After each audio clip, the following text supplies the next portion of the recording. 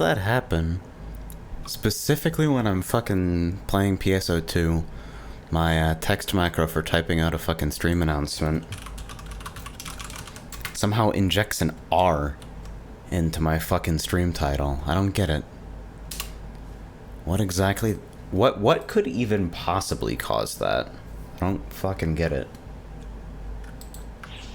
Shoutouts to those 39 frames of encoding lag, because for some reason PSO2 has decided that polite, friendly full screen settings are super overrated all of a sudden.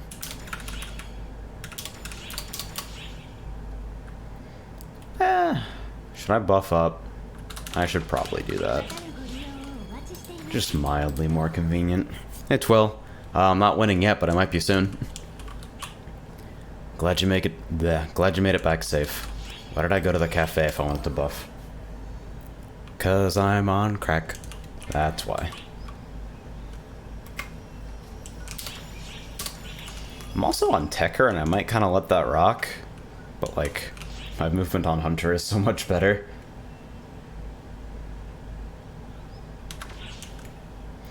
In war, there are no winners, only whales. Legit. I now have your sleep schedule? I'm sorry to hear that. It's terminal, by the way, just in case you were wondering. Alright, I'll go Fury stance, since it's just daily order cleanout for now. And, see what's going on. Yeah, Sirens the moment I start my stream. Fucking yeah!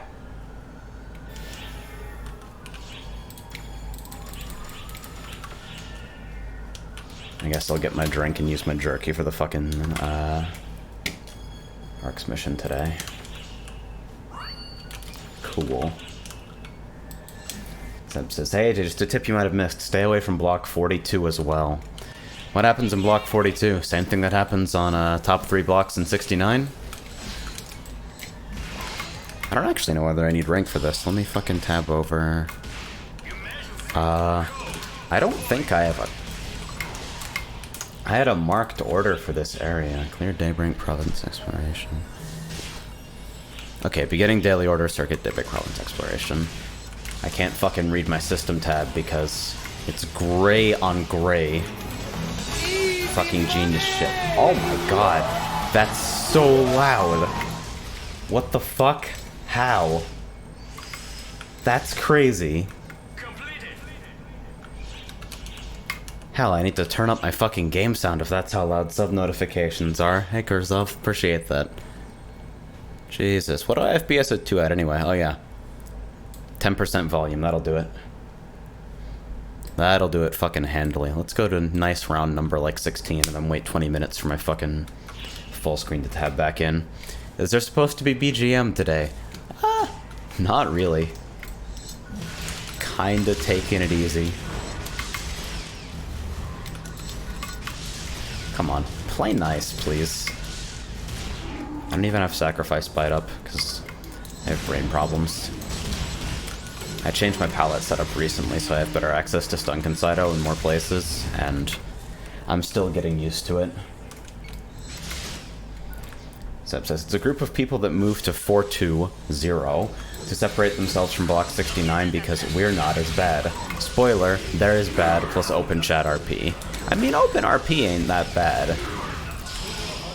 Sometimes you just want to fucking take in the ambiance of a living world. But, like... anybody who previously had any interest in being in Block 69 at all, I probably don't want them anywhere near me. Remember when I thought we were going to make that our team block and it was going to work out? Because I'm a stupid jackass. That was a pretty good time. I should probably do Gathering while I'm here, since I'm coming up short on fucking Harkatan fragments every week.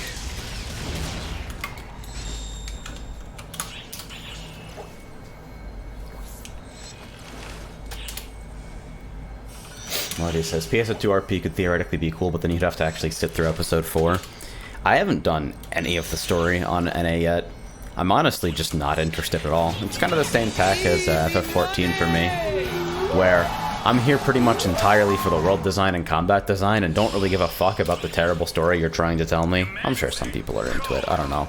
Hey, speaking of people who are into it, 22 months or 30 months, depending on how you read this fucking message from Isaac. Yes, did you see my cute girl? I did not. Oh wait, the photo you posted in GRC? Yeah, I did.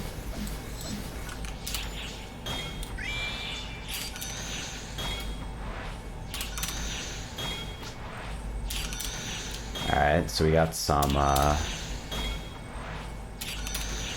it's an NPC just doing a thing.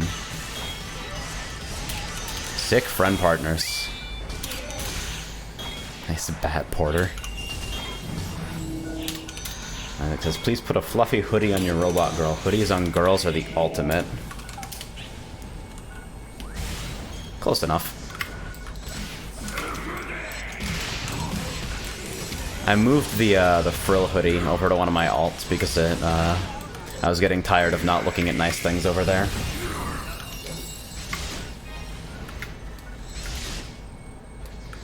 I'm still in favor. Should I at least finish fishing? I guess. Hi, Cyron. Good morning. Alex says, were we talking about PSO2 story? Hopefully not.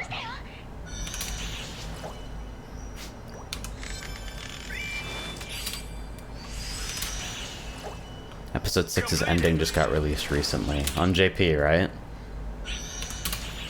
Did I get it inside Fever? The chain ended, but I still had the Fever visual for a bit there. I guess not, though.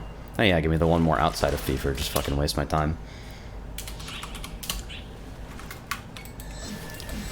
Everybody's clowning on me for the Marie bag, but I think it's a nice bag. I'm not required to like Marie in order to like the bag.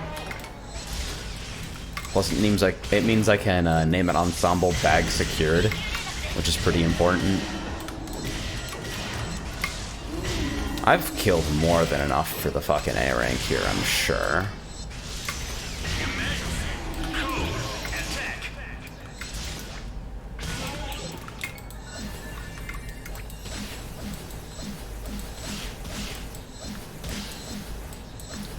Following some JP players on Twitter, and my entire feed was flooded with almost unanimous praise about how good PSO2's story ended as, so I have high hopes. Huh. Somewhat encouraging. Alas, wins alternate universe Tyron, the partisan main. I resent Anga's weapon resist mechanics. It's just like, okay, so you're just here to limit how hard I can carry my groups. That's it's very friendly of you. Oops, I don't know how to charge parry things here. Let's just overwrite Volg with another Volg. Very good player.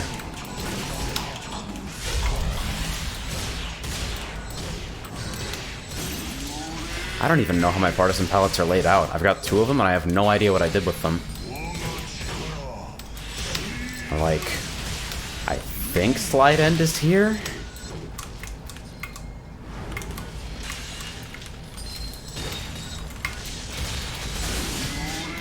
Yeah, very good. Fun weapon.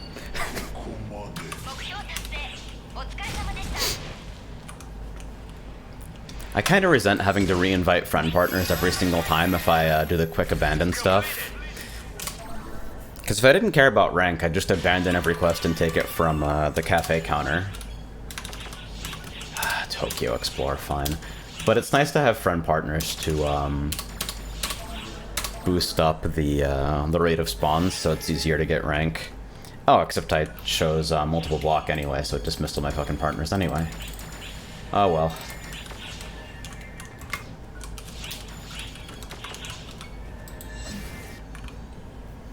Bubble tea in a can? The fuck?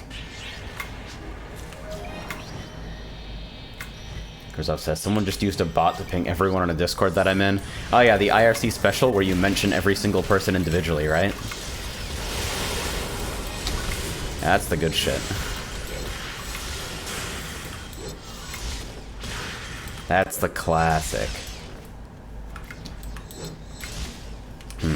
Tab hasn't shown up to complain that the game audio is too loud yet. This feels uncomfortable. Where is... Hello?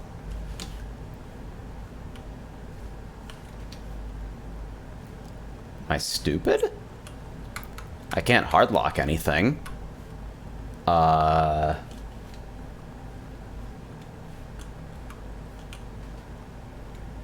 Okay. Thanks.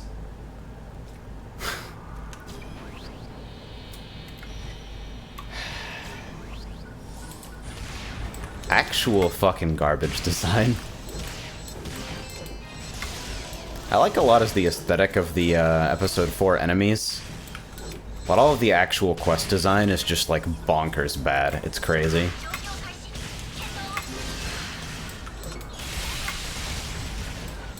Chrome's friend partner fucking holding currenting a small mob. Same dude. Someone sent a command to a server bot to echo at everyone. The person who sent the command didn't ping everyone, but the bot did. That's the good shit. That's why you restrict your bot permissions unless there's a really good reason you need them. Also, your Discord doesn't need a bot. You don't do anything interesting there. Yes, this is subtweeting absolutely everyone. Including myself.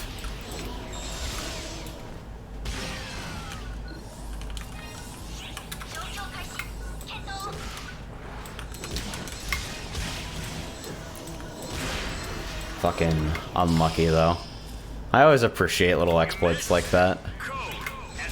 I still laughed my ass off at the time that, Yen started fucking injecting CSS into one of my chat overlays.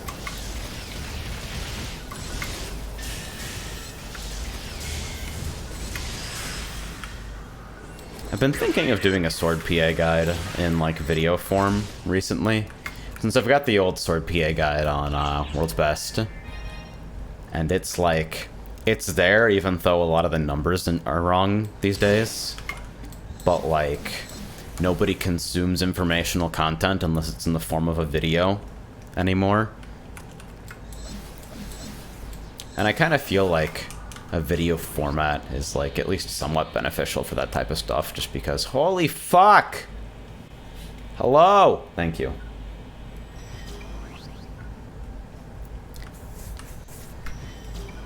Anyway, so I'm getting hit with the usual schmicks when it comes to, Jesus, what was that targeting? When it comes to making informational content, which is that if I learned the information that I'm trying to teach people, part of me believes that anybody who's interested in learning will just learn it from the same place that I did.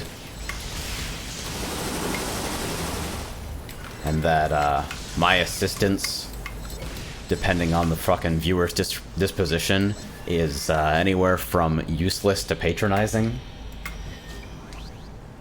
Has your overlay support replies yet? Nope. I don't even know how I would. I'm literally using, like, some shit that fucking somebody marked up from, the old-ass fucking, BTTV devs, cap chat overlay. The whole horizontal scrolling chat is kind of a hack, and if Twitch ever changes their API, I'm gonna be really sad that I have to support this, because it works so fucking well. It's kind of interesting how it comes up in IRC. Oh. Oh. Wait, no, that's Chrome. Hello! Can you fucking spawn more monsters? Oh my god! What is this? This is miserable.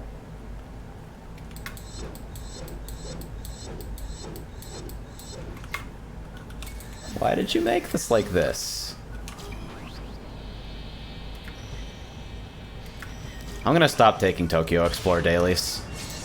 This isn't worth it. This is not worth, like, 200k.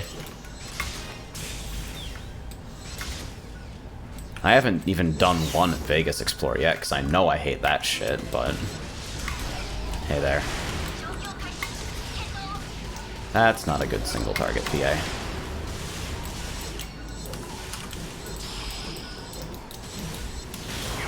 What is that? Okay.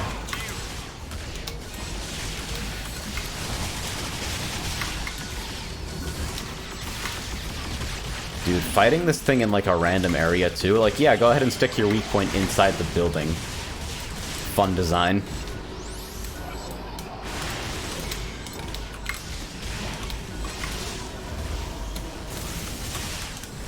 Oh, okay. So it's not the actual slam, but the electricity that comes a little afterwards.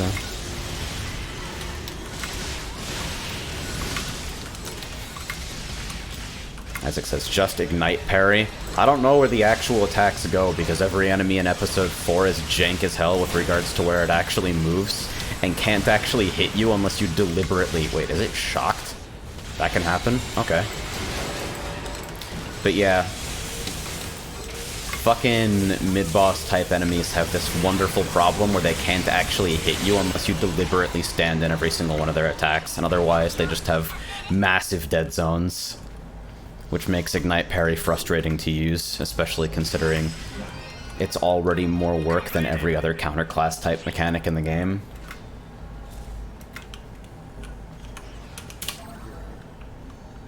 Joel says, I need to get me a Just Guard Sonic Arrow. I can't even use mine. I've got a plus 21 that I can't use because Hunter Gear Save is too fucking important to drop. And, ring swap macros are a gigantic pain in the ass. See, because the thing about chat macros is that I use 1 through 6 for weapon palette swaps and F1 through F10 for sub-palette, because I have at least a couple sub-palette skills that are actually relevant. Which means that my remaining options for chat macros are numpad or control F keys. And the thing about the numpad is that I seem to be missing one. And the control F key macros are actually broken, and they require you to be at a complete standstill, not pressing any keys. Otherwise, they won't work. They'll never activate. Which means that you can't smoothly ring swap.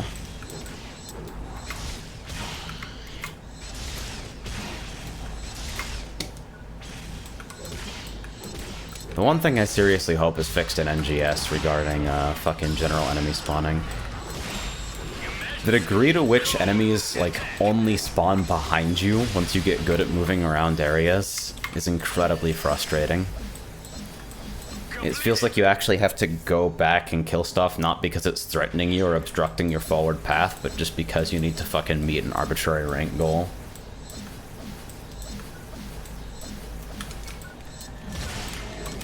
Isaac says, I saw someone with ring swap command set to auto words, equip HP restored on taking damage, and then equipping attack advance on PA activation. Huge brain. Yo, I saw someone with fashion change commands on auto words. They did like a clothing damage gimmick. I don't even know what to fucking think of that.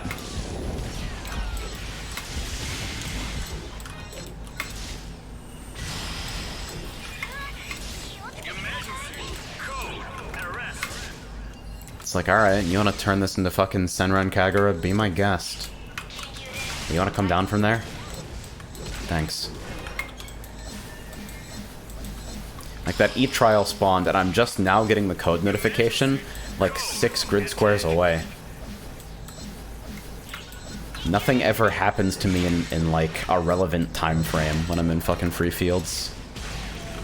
Feels like the area's struggling to keep up with the speed of a player. Hey there, dickhead.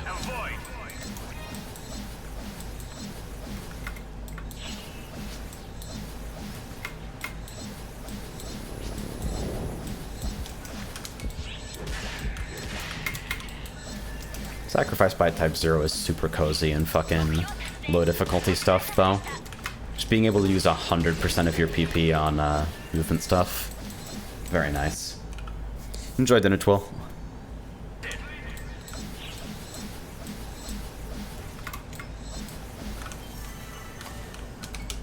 Tech charge parry macro for Tekker, huh? I feel like I ought to have that. The fact that you don't have all guard makes me kind of uncomfortable, though. It's like, oh yeah, just use Ignite Parry. By the way, the boss can never attack because you stun it too quickly. I don't like counter classes.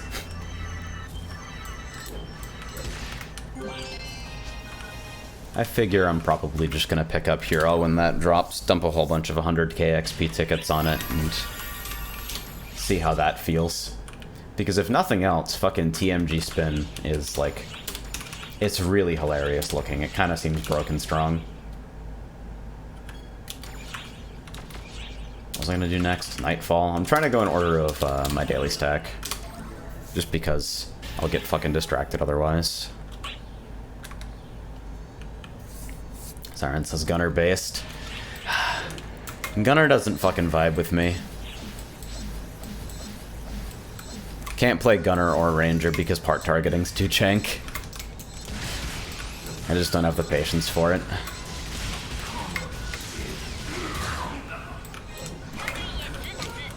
I've been enjoying Yuzan Simulator on one of my alts.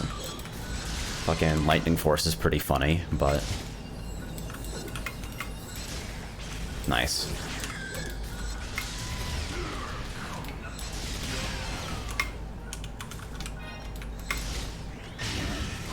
The movement isn't too bad, honestly. Although, the fact that we're kind of strapped for ring slots at the moment makes it weird.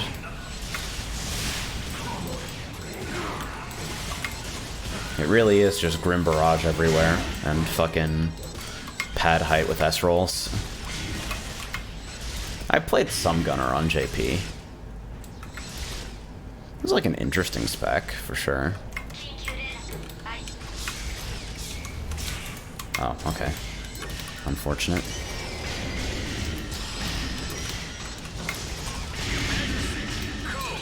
Very good. Sauron says, Sword's probably the best hero weapon IRC, though TMG is like second. I mean, I imagine it's sort of like a hunter or fighter thing, where like, there's a clear generalist choice, but there are niches for every one of them. It makes me want to work on like a Nemesis Talus and Nemesis TMGs before it drops. Just because I know it's gonna fucking jump. Whoops. What palette am I on?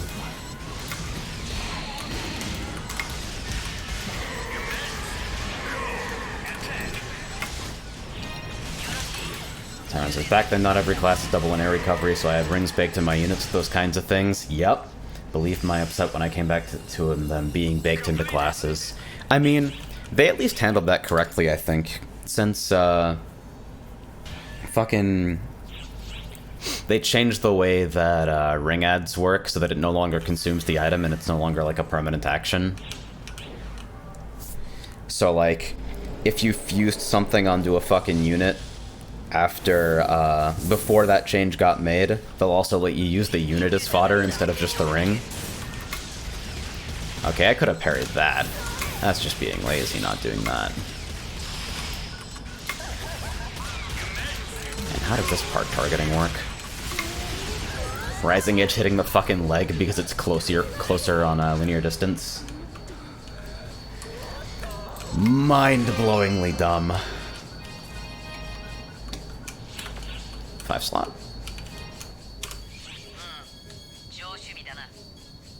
What is this soul, though? 15-4? Maybe somebody will get baited.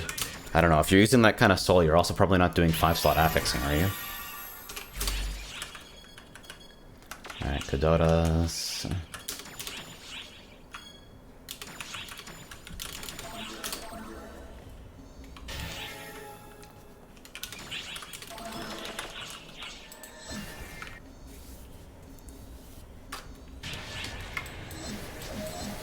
There's a cozy fucking vibe to clearing out daily stacks.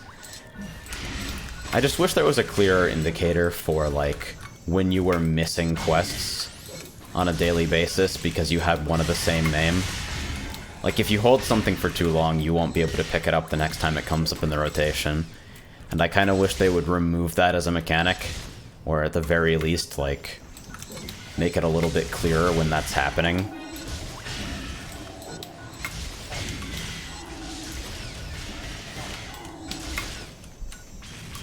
Okay. Targeting is a mystery.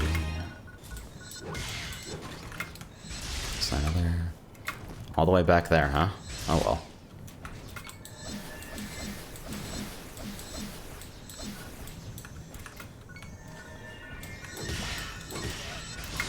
That plus the distinction between, like, kill this enemy at the end of the quest, just to run there, and, complete this quest that involves you killing this enemy, but you have to actually rank. Honestly, just rank being invisible in general is something that kind of bothers me. For something that governs a lot of the reward structure for casual players, it seems super weird to me that it's effectively invisible until the quest is completed.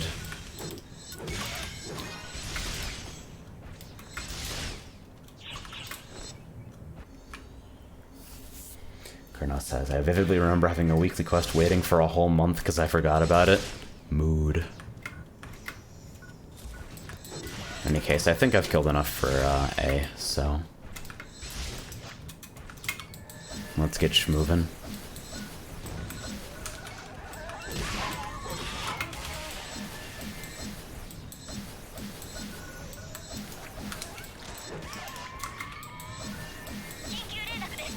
Nope, don't care about the code, don't care about the visible. Give me PP regeneration. It's like, this shouldn't be encouraged to you as your primary method of interacting with the quest ever.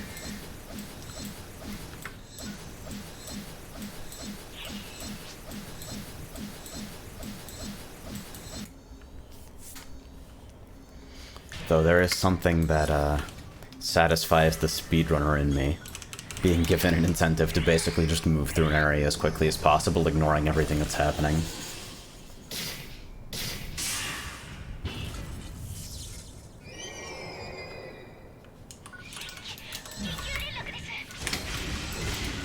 Honestly, motivation to play NA right now has been kind of spotty. Just because everyone feels so fucking strong that there's not a lot to do with regards to, like, relevant optimization. Not even gonna bother to break that loot crystal.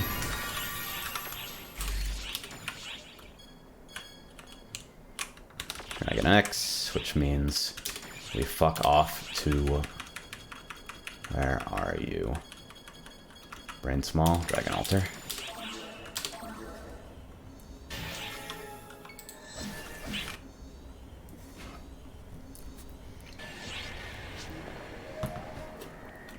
I wonder if Ultimate Amdusky is still going strong, though. Wow, all the fucking, Golem codes today.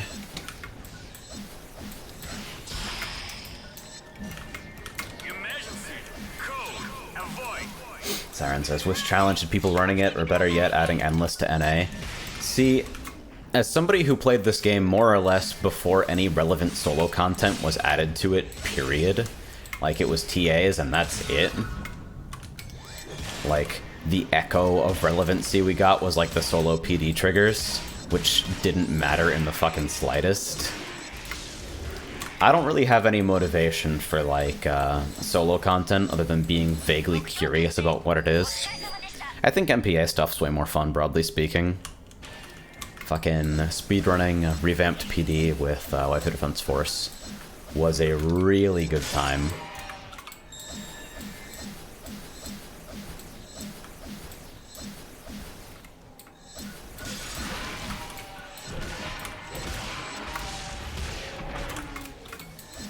It is team content?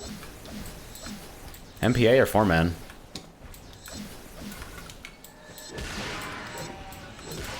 And I do deeply... I remember a long fucking challenge mode grind. Jesus, this layout. Back when the ideal weapons were, like, still slightly relevant. Alright, that ought to be more than enough for rank. Holy fuck. I think this is like the most I've ever seen spawn in one area. They're everywhere. It's not that.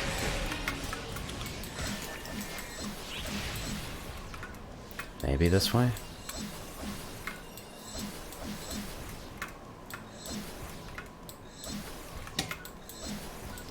CM is fun. I gotta start doing weekly MPAs in Gay Robot Club for the Star Gems. Since rankings are a fucking ghost town on Ship 3. It's basically free shit for anyone even slightly motivated, I think. And I'm kind of glad it wasn't CM1, considering how backwards the strategy of CM1 actually is. Ah, dude, you're kidding. I had it right the whole time? Alright. And if you insist.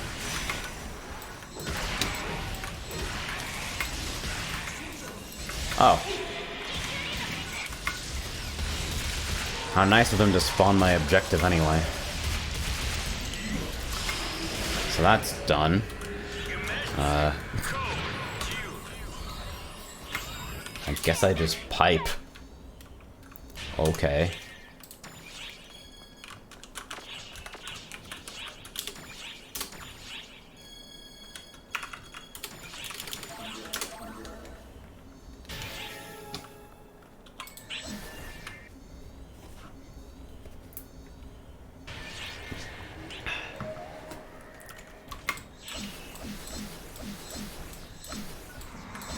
Honestly, with NGS relatively soon on the horizon, supposedly, it's given the PSO2 speedrun to episode 6 kind of a weird feeling where I'm like, alright, I am gonna get the most hilarious head start on everybody for the purpose of owning everyone with my sick cosmetics, question mark?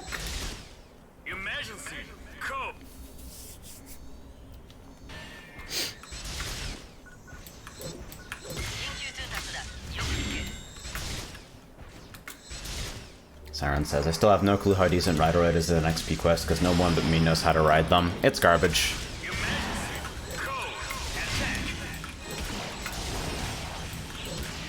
Absolutely not worth interacting with at all. Stuff just isn't dense enough.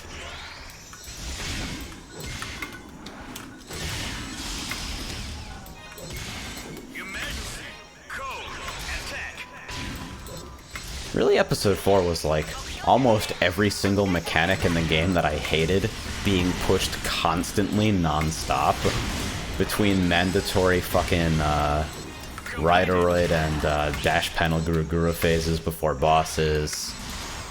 Fucking every week a new BIS or some mandatory fucking SAF from a collection file. Absolutely anything about the Tokyo structure. But revisiting it in NA, at the very least the most offensive part of it, which is the required gearing, has basically been removed because in some sort of stroke of fucking brilliance, somehow the game has been set up in such a way that everyone can basically buy their BIS, which, as far as I can tell, has never been the case in JP. The weapon you want the most has never been straight up purchasable without at least some important restrictions.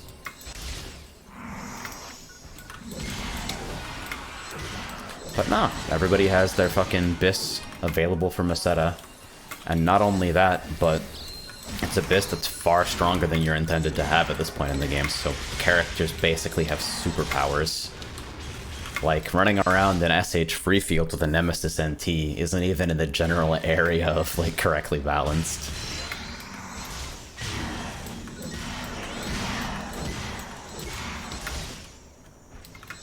Nowadays, absurd good units and weapons are gettable with badges.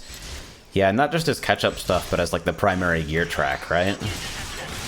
They've kind of moved away from just drop it forehead and into badge grinds. I don't know how relevant C-files are on JP right now, but from what I've heard, it's not a whole lot.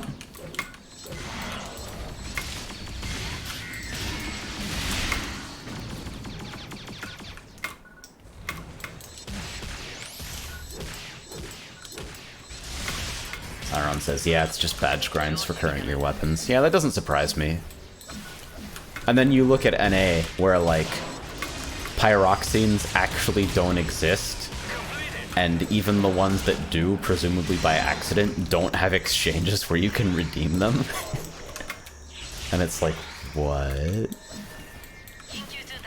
And then stuff like 14 stars dropping by accident from new PD. Let me tell you, 14 stars dropping by accident, that is a fucking awesome thing to think about.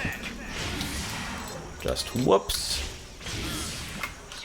Invalidated that tier of gear. Silly me. Oh, parallel. Okay.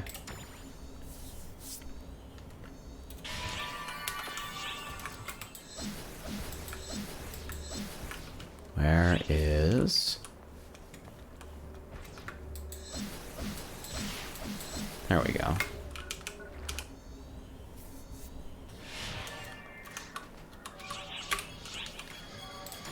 I've got too many boosts, so I'll just fucking pop some expendable shit for this.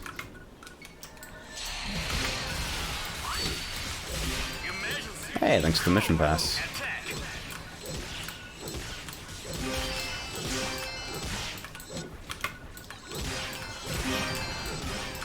Dragon Slayer vibes. Maybe I should pick up a Dragon Slayer while they're cheap and just use one of my fucking spare trees on Braver.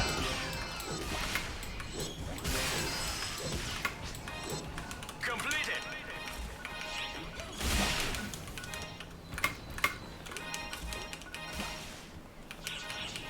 Fucking vacuum up the drops and worry about what they actually are later.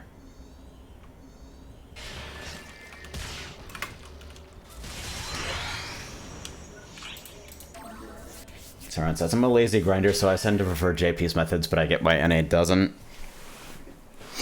Yeah, I get why they moved away from ultimate style stuff, but I still think it's a little bit of a shame, you know? To me, badge grind has always been a little bit more soul-crushing than, like, being able to just zone into some fucking guru and, like, wait for the direct dopamine injection. Where am I even going? Decals, okay.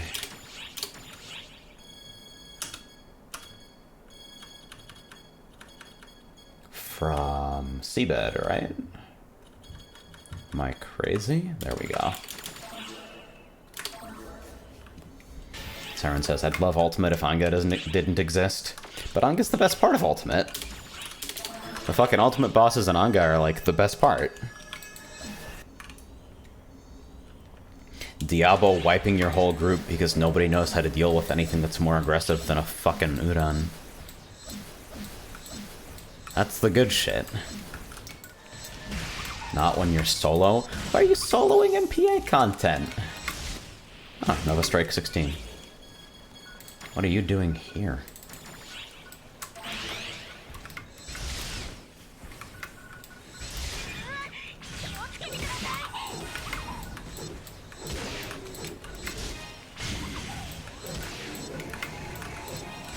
No part of Ultimate is fun solo, even if you're beefy enough to just fucking stand in the mobs.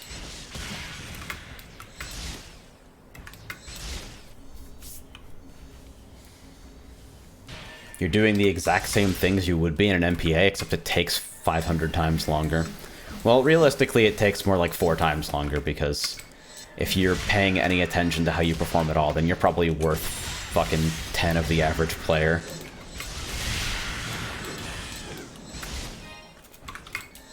Tyron, that math doesn't match up. Sure it does. You gotta take into account uptime losses from other people not being fucking damage sponges for you.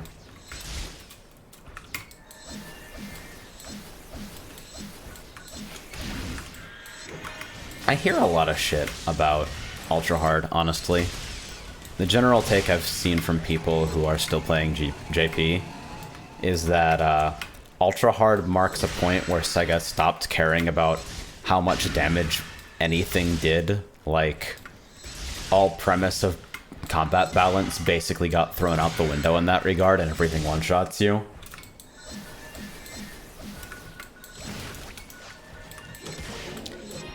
And then they fucking patched it with a 12 subclass.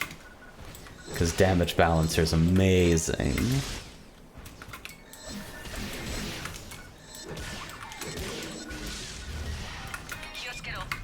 Because I like the idea of super aggressive high difficulty mobbing.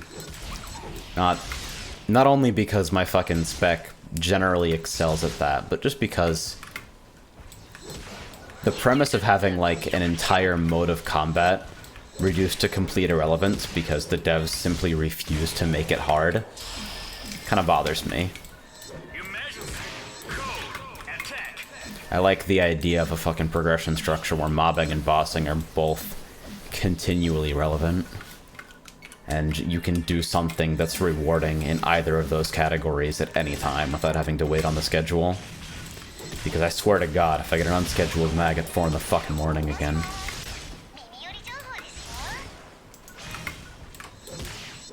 Siren says, UH is like doing ultimate, but you're level 40. Pretty good.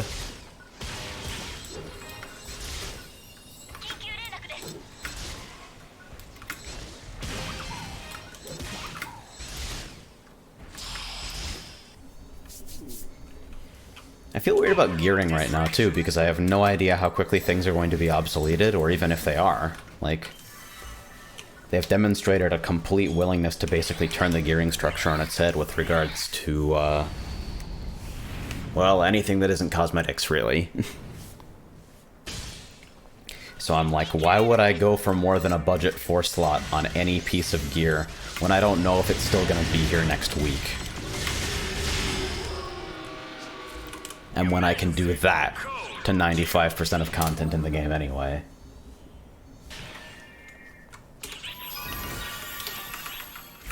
Big Varda, Volcanic Caves. Okay.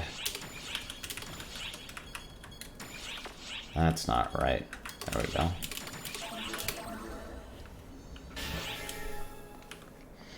Shit, my keyboard is louder than my voice. And I can't fucking eat my microphone or the proximity effect is gonna kill people. Let's make sure that noise is as annoying as possible for everybody listening. I hope you brought your own music, by the way. I've been playing the fucking Works albums too much on stream. Every night for Raid, we've been doing that shit.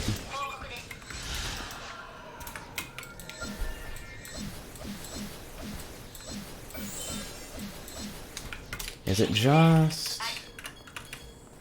Okay, yeah, so I can just run through. Honestly, sometimes it feels like it's a better strategy to just, like, not even check and go for A rank on everything anyway, just because it's less stressful to even give a fuck. There's no way, right? Like, that branch doesn't go anywhere. It can't, right? No, it totally does. It says, just put the mic closer and scoop the bass in the EQ. Yo, honestly, I've been thinking that I need to fucking... Oh, wow. Actually trolled softly. I've been thinking that I need to fucking cut my bass in general, like even when I've got music running. I don't have enough fucking devices to listen on these days, but I feel like I'm losing vocal clarity just because fucking not enough high-end.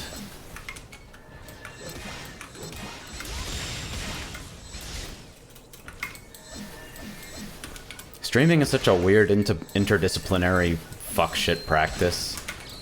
It's basically every aspect of production, but because of the fucking setting and the expectations placed on you as an entertainer, you basically don't have to be good at any of it. That is to say, it's expected that you'll be shit.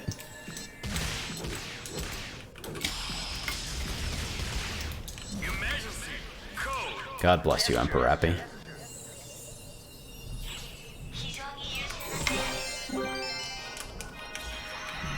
I haven't even really been able to sell Emperor Embraced fodder.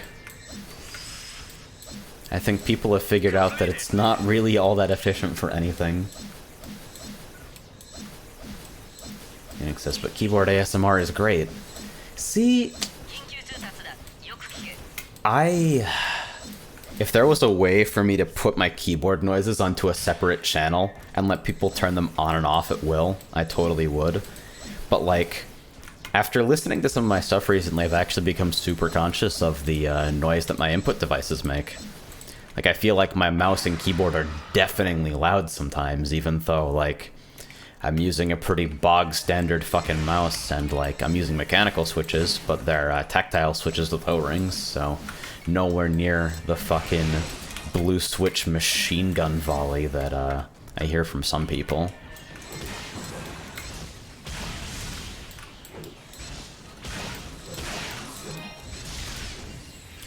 Really what I want is a fucking dynamic that I can eat in a decent preamp, but neither of those things are really in the cards for the moment. I'm basically stuck with the equipment that I've got for the foreseeable future as we try to transition to a better living arrangement.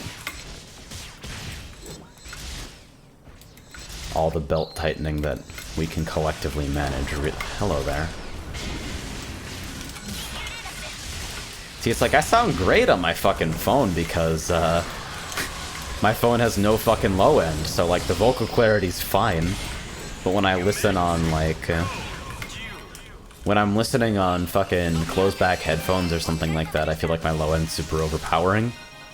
But then it also depends on whether I'm actually like speaking in a relaxed tone of voice or just completely going apeshit for no reason at all, which is like the case 99% of the time I stream something that makes me mad on the internet.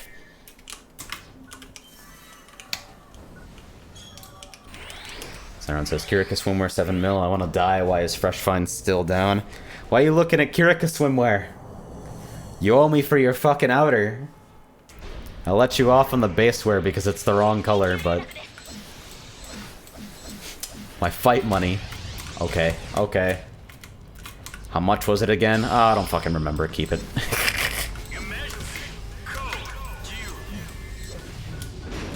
How did I actually go under the automate threshold there? That was confusing. Oh, fine, be like that. Just open your damn core already.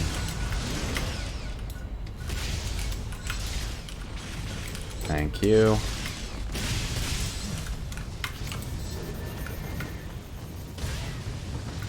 Wotan says, Fresh Find's still down because the dev team ran out of finds that are fresh.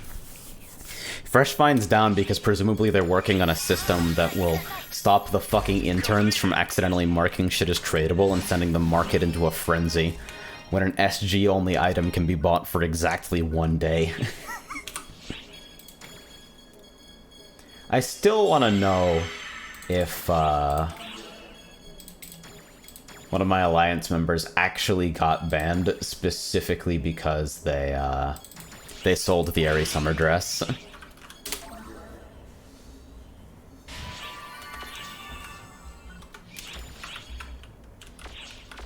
Phoenix says, I want to see if it's possible to make the Matriska container streamable for separate track support, despite no websites supporting it.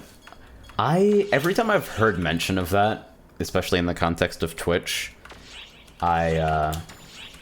basically people suggest that the technical hurdles are way worse than you would think, specifically with regards to, like, synchronization. But I'm also not a container guy. I'm not one of your fucking genius level fan sub encoding maestros. I'm just a dude who knows to not use constant bitrate for local recordings, and that's about where my video knowledge ends. Let's go ahead and take these for the featured as well. So my daily boost dropped off because I stopped playing this shit for a while.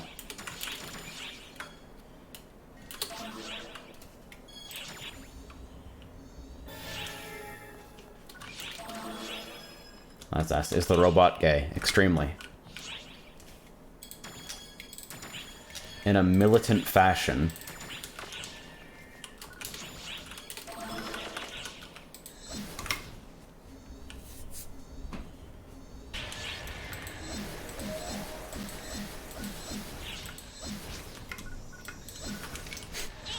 I love how everybody in the Cart Crew Alliance has hella auto words on their friend partners.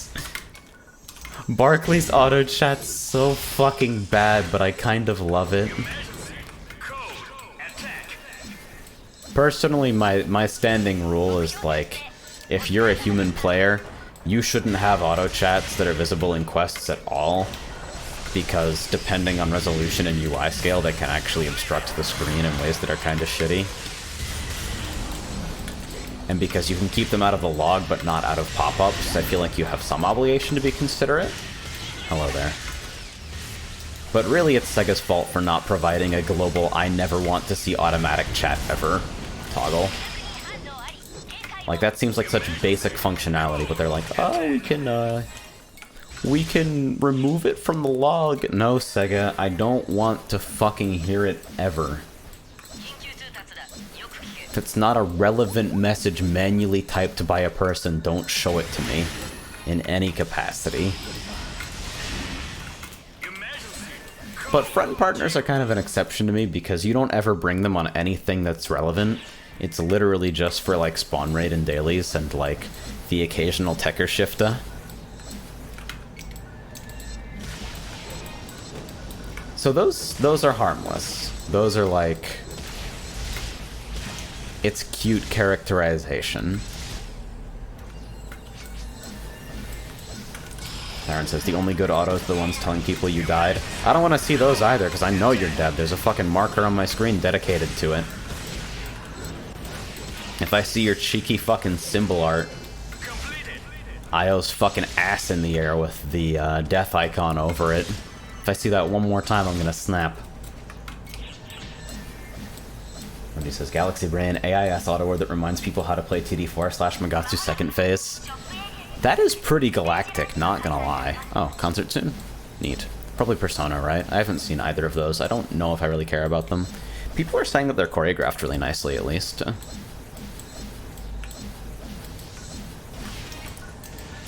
I think the AIS auto word that I actually need to set up is automatic quick blaster. Just because I so consistently forget about it. Oh, it's arc stance? Oh boy. I heard that was a mess in English. After the, what am I fucking talking about? After the last Living Universe, I actually switched back to JP voices just because, like, some of the lyrics in the fucking English concerts are kinda mangled. Like, I appreciate that they went to the trouble to dub everything, and the vocal performances in the dub are actually pretty good, by and large, but man, the lyrics to some of the concerts are fucking mangled. It's crazy.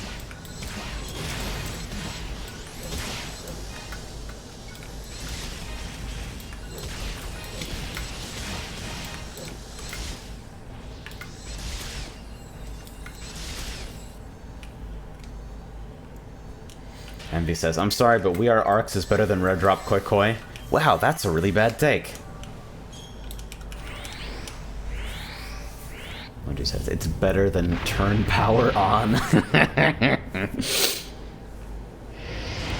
Just like, the way that some syllables get horribly stretched into 5 syllables to match the fucking structure of the track. It's like, nah, I would have gone with a more... like, I would have accepted a translation that was blatantly wrong if it meant that the lyrics flowed a little better.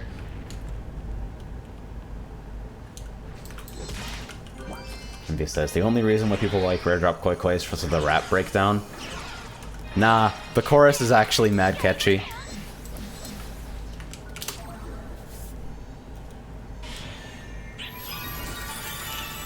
It's not a bonus key. It's a unique weapons badge. Why are these even in the table? Oh well.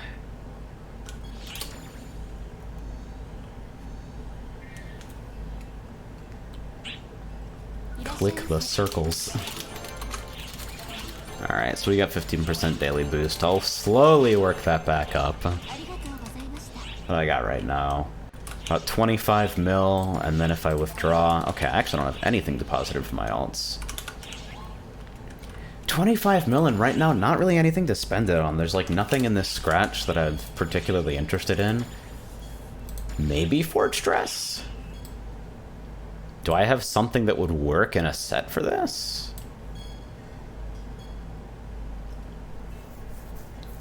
Maybe like...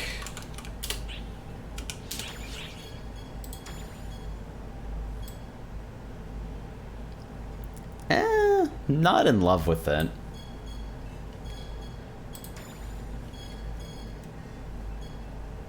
Really not fucking super enthusiastic.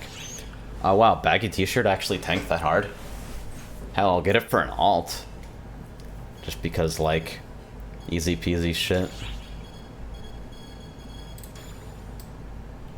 Yeah, you know what, that's fine. Alright. I've satisfied myself. I have successfully consumed product. Let's lock this and deposit.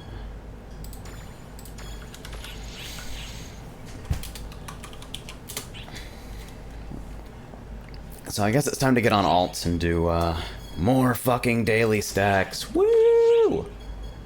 Yeah. Let's actually turn this shit in, though. Neat. I probably should have turned that on fighter. Oh well. So what's in the new mission pass stuff that I just got? Dry boost 50. Fucking nonsense jet boots and a color change pass. Thank God for color change passes. People are actually out here buying black versions of outerwear for like 5 mil more because they don't know color change passes exist in the fucking game. It's amazing. It says, you have consumed product, but are you excited for next product? I'm refreshing that page every day, waiting for the new scratch to come out.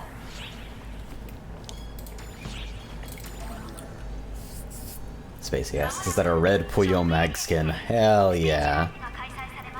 Absolutely. Alright. So what do I have in the stack on this character? Probably more or less the same shit, right? No, that's a longer stack, I think. Alright, I saw Volcanic Cave in there, so we'll go ahead and take the featured as well. Saran says, too bad you can't recolor basewear. Well, of course, can't have, like, too many nice things. Them players might expect, like, a dye system for accessories, and God knows we can't have that. It'd be fucking complete chaos. Nobody would know what the hell's going on. How is my attack buff? We got an hour. We're good.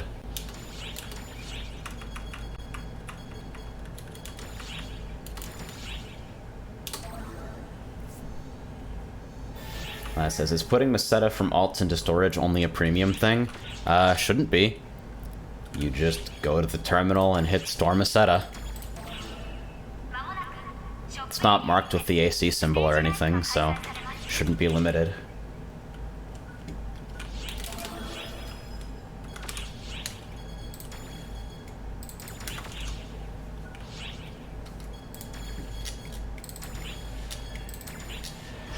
Hey, it's Cyron. You're so tall. Hello.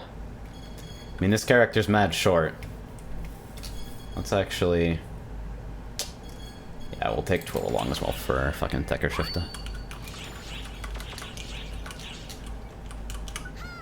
That's not right. OG says, sitting on a Jack Frost device is my retirement fund. Dude, if we get QA Mag and NA, I'm gonna flip. That's like the one item that I looked at on JP and I'm like, oh, I can objectively never have this. I haven't done any tech crafts on this character, so I'm still playing like pre-episode 4 Gizande Force.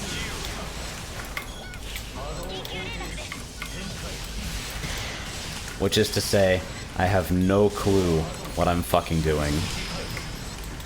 And this character is substantially weaker than my main because obviously.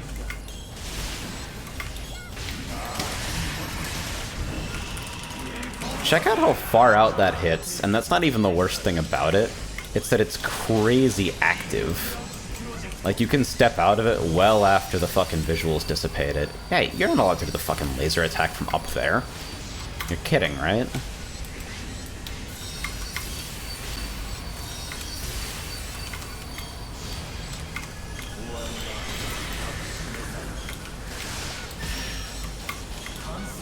Oh yeah, I heard people talking about the party maneuvers weapon camo.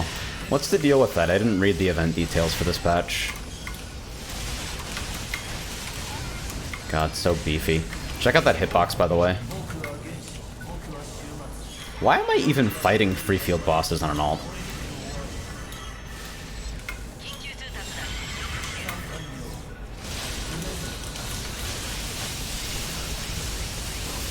There.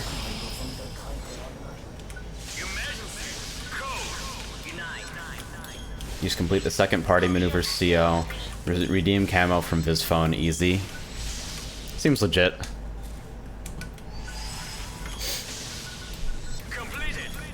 That's from like somebody upstairs, right? In the shopping area. I don't really see myself using much except for weapon stealthing because of sacrifice bite, but for alt specs it might be nice to have around.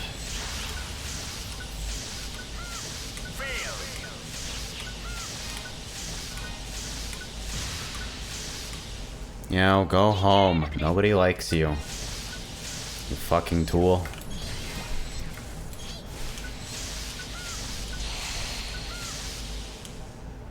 Emergency code. I probably ate this? I don't know. There's some stuff alive back there, but I think I'm good to go.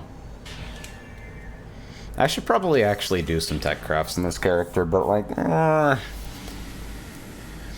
Gazandbot was doing me fine before. It's probably gonna keep doing exactly the same thing that it's been doing.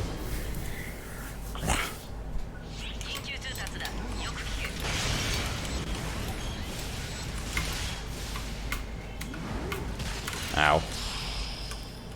Let me out. Let me out. Good collision. No JA, by the way.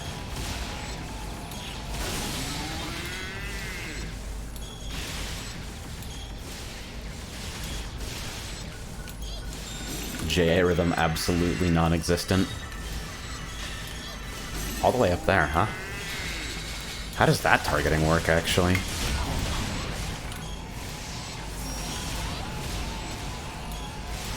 I know I should be aiming.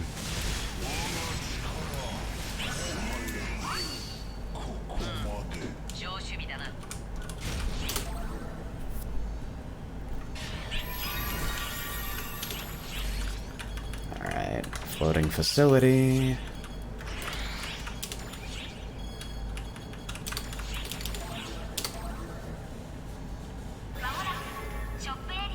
Ah, shit. I did multiple locks again. Alright, let's invite every techer I know. Which turns out to be 2 of them. And Siron, because Siron's here. Because, holy shit. Tall. Why?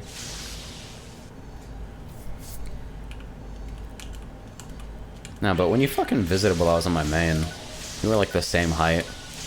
So it's just relative confusion. Oh yeah. No, this tech still does exactly the same thing. They didn't nerf it at all.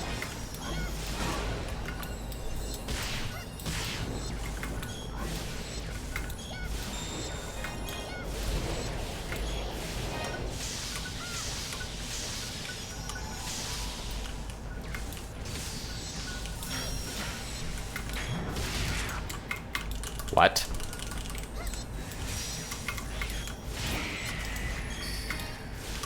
Reach.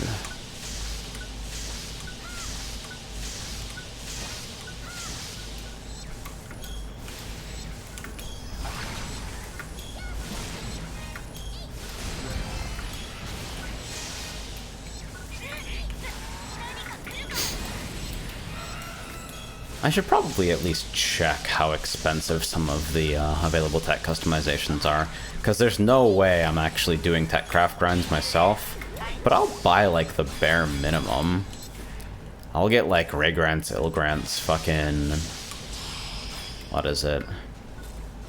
Rafoy, probably. Just because those are like such dramatic quality of life improvements. If they're even, like, remotely affordable, it probably makes sense. Last says, I was surprised to find Nemesis fighter weapons under, like, 10 mil Meseta. Well, yeah, because fighter is marginally more difficult than literally press the invincible button. So, it's not as popular as you'd think. I think Nemesis TDs still go for under 2 mil.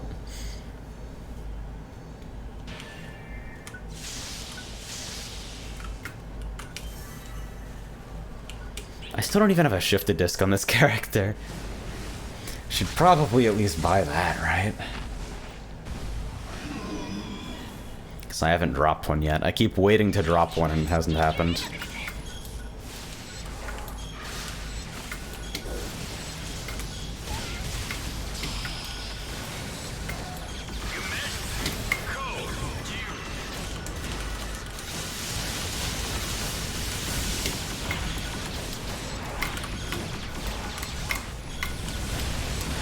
That shit is what I mean about, like, bosses not being able to hit you unless you specifically walk into them. Just stuff like being at double jump height, because boss encounters weren't really designed for double jump, because it wasn't supposed to be a universal ability when most of these bosses were designed. means that, like, if you do the natural thing to gain a convenient amount of height, bosses, before a certain point in the game, actually just become unable to hit you completely. Like, they just don't have anything that hits high enough. It's kind of weird.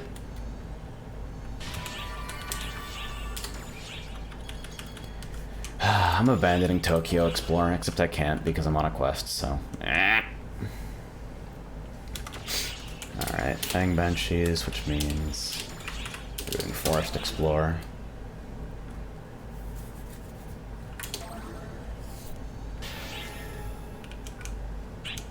Aaron says, my favorite thing about AI is that they use PAs they don't even have. Do they? I thought it actually used stuff that was registered to, like, first and second weapon palettes primarily. I got a message from my housemate. Let's look into this really quickly.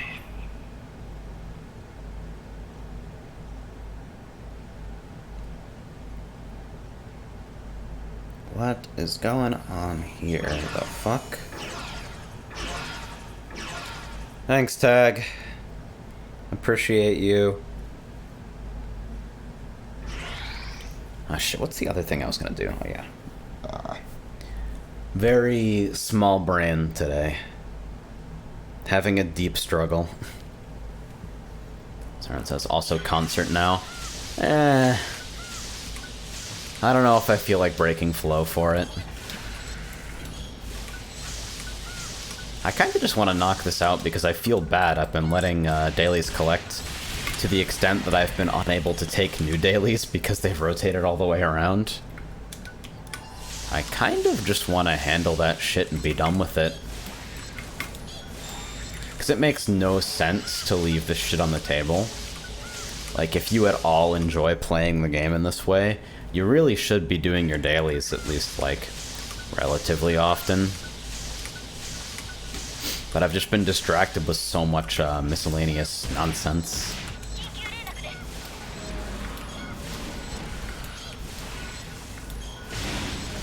In particular, I spent almost all of the time Twill was here fucking watching VTuber bullshit and playing Mahjong, which is like, alright, my master plan.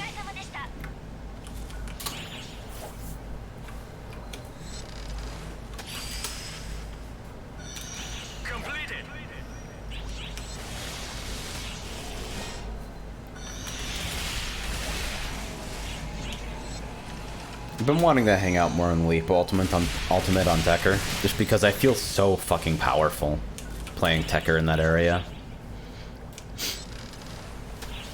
Like, legit, I feel more capable mobbing on Tekker there than I do on Hunter, just because of how vulnerable everything is to just fucking Zondeal 2 Wand Wax dead. Kernas asks, okay, but AJ, which VTuber? I don't know. All of them? Question mark?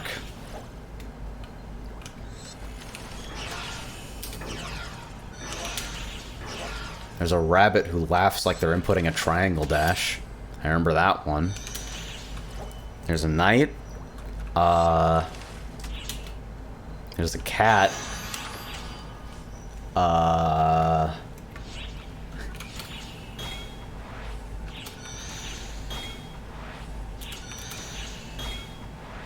There's a few others, probably.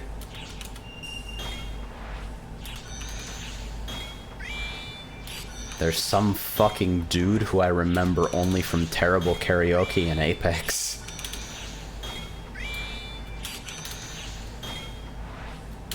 There's one with an incredible hat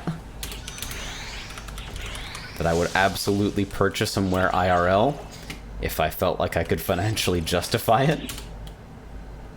I mean, come on, let's be honest. It doesn't get better than this. It's like, you actually can't justify buying a hat other than this one. Because once you have this hat, you never need another hat. You buy another hat after this point, you're just being greedy. Rabbit is Pekora, Knight is Noel, Cat is Okayu. Or something. All I could think is that everybody apparently had a really nice fucking Minecraft server where they all did, like, relatively ambitious builds and ran around griefing each other. And I'm like, damn, that's a streamer community where they just play Minecraft and build shit. And then I look at my community and it's rug like, okay, no, it has to be Factorio. It absolutely has to be Factorio. And everyone's like, no, I agree. I'd also like it to be Nightmarish. I just want to build shit. I don't understand. The appeal of the game is its simplicity. Why would you ruin it?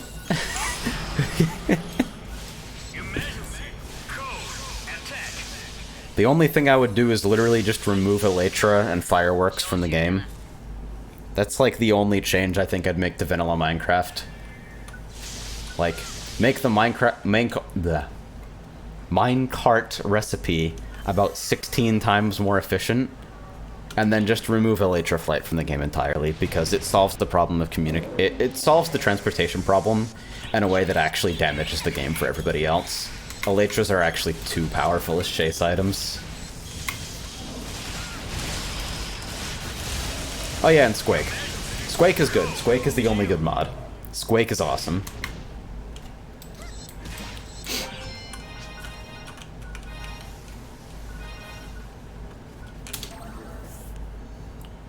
Muddy says, you log onto the server and it immediately starts playing Quartz Quadrant Bad Future. Fucking Bad Future is right. Nightfall Province. Sometimes I wonder if these are worth doing for like 60k. Like, maybe I should only take the orders that are worth 100k and up, just because it makes me feel better when I do them. I don't know.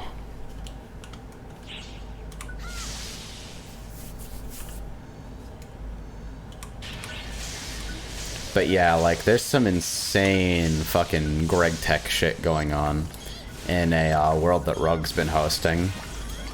And I don't feel like I can be a part of that. It's too crazy. It's very, very threatening to me.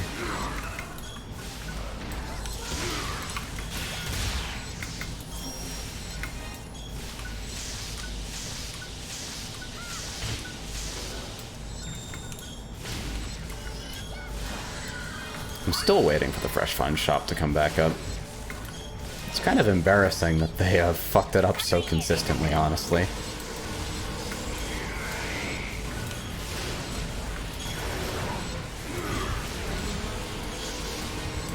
Oh yeah, that's the other thing. I think we've done this a couple times now, hosting Minecraft, and I think I've come to the conclusion that I have to remove enchanted books from fishing.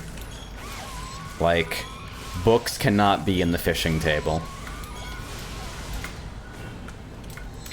Not that I have a mechanical issue with auto-fishing necessarily, but I have an issue with mending. I think mending is like... People are super loss-averse, so if a farmable source of mending exists in the game, everybody feels compelled to do that before they do anything else. So, like, mending has to go. Maybe some, like...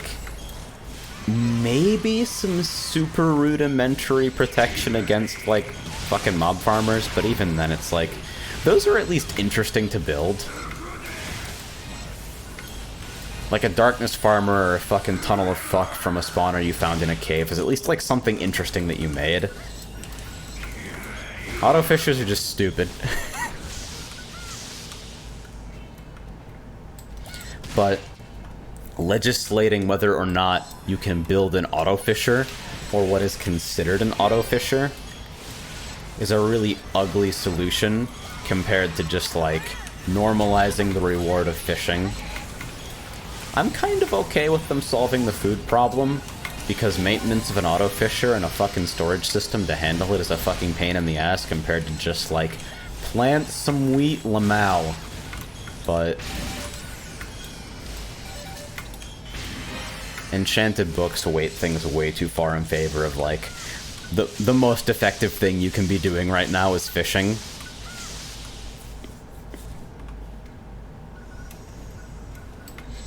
Says, I looked at the MC channel a few days ago and thought people were talking about cookie clicker tasks. Legit.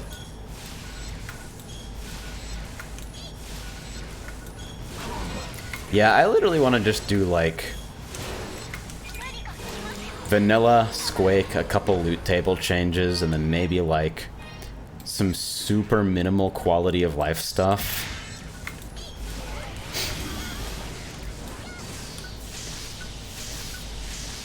Something that's slightly less mechanically annoying to interact with for extended storage than the Ender Chest full of shulker boxes strategy. Which has always seemed incredibly garish to me, but hey. Plus inventory tweaks is just too nice. Like, being able to switch between fucking building and mining and exploration hotbars smoothly and fucking quickly pack your inventory, that's nice stuff. Those are features worth having, for sure. Karnasus, what is Squake even? It's strafe jumping in Minecraft. Which I think is neat because you spend a lot of the game moving around during exploration, and so making movement interesting in a way that feels rewarding is like, why wouldn't you? Plus going fast is fun. And it opens up some weird alternate ideas for like ways to quickly travel between places. Stuff like, well, if you know how to fucking surf, basically, you can replace a rail system with a series of canals that you basically fucking skim across.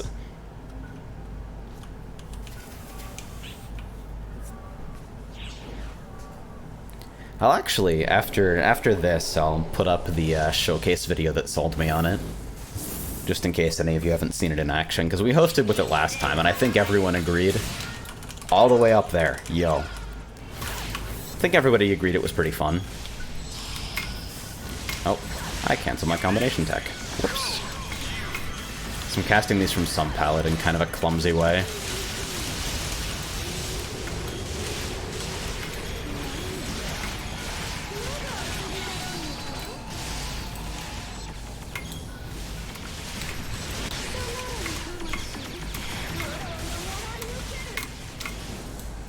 All the way up there again. Yo. Do we know what EQ follows this concert? Oh, it's Boat. Nope. I don't care about that.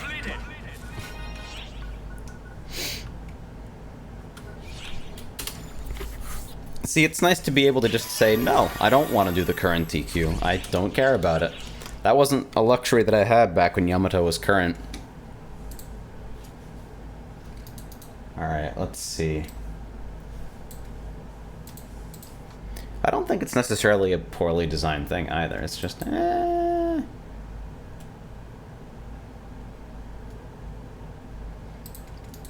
let's see. Huh. Why has Firefox, started auto-completing shit in my address bar again? Provide search suggestions. No. Using the address bar suggests top sites. No. Absolutely not. This time, search with... delete every fucking search engine from this. No. Actually, can I remove that element? Oh, well.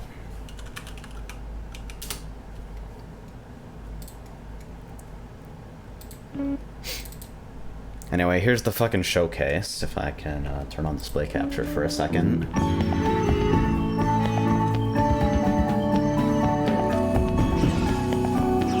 I think it's pretty fucking sick, honestly. You need some server-side support for it, or fucking taking fall damage reduces your speed, which is anti-fun.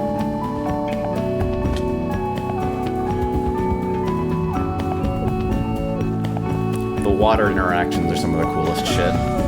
We also discovered that certain modded items work pretty well with this. Stuff like Tinker's Construct, one-handed swords give you kind of an air dash that works pretty well. And there's some stuff from Thaumcraft that basically gives you forward excel, and don't even get me started on the fucking grappling hook shit. But yeah. Slime boots. Okay, we had to turn off slime boots because they were fucking broken. We're like, nope, none of that. But the fucking Featherfall Cloud Stepper ring shit, that was strong enough on its own. But yeah, like that stuff, that's fun.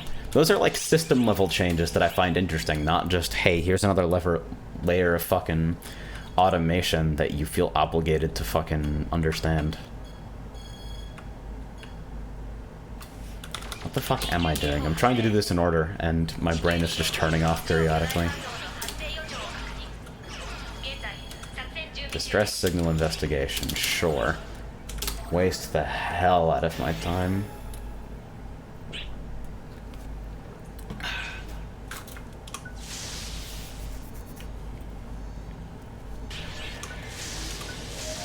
Wow. What a polite layout. Holy shit, look at that.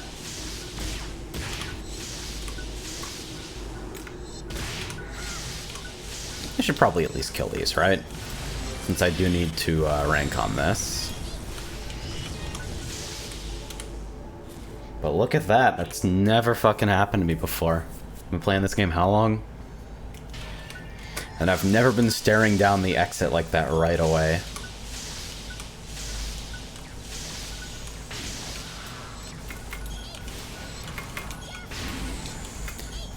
For those of you who don't like actively play PSO2, this area has kind of a reputation for generating horrible maze-like nonsense layouts that are like famously difficult and time-consuming to navigate.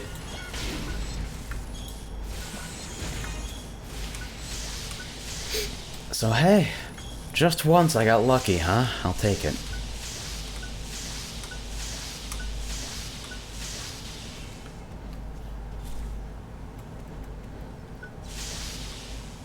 Probably need to kill a little bit more before I get to Area 3, though. And there you are. Got my combination tech on deck.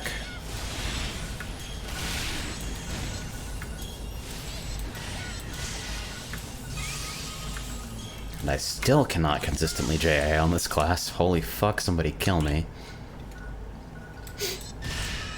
2-point rod shoot is so nice for alts, man.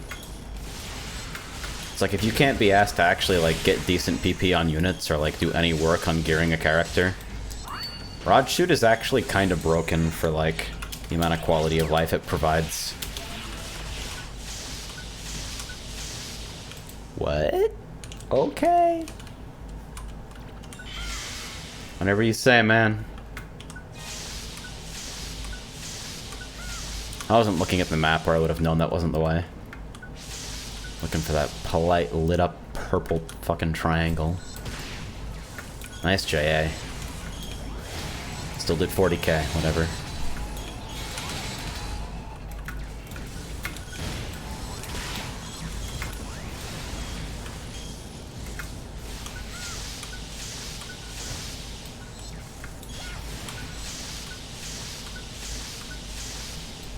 See, this is what I mean about shit spawning behind you. I kind of thought it was an issue with, like, your position updating too late on the JP servers when you're playing from North America. And I'm like, okay, so, like, automate being jank. This is probably one of those things that's gonna get better with ping, right? Sure fucking did not. Not even close. Stuff still constantly spawns behind you, almost as if it's, like, the default method of it happening. Think of that. Every enemy that just spawned, miles away.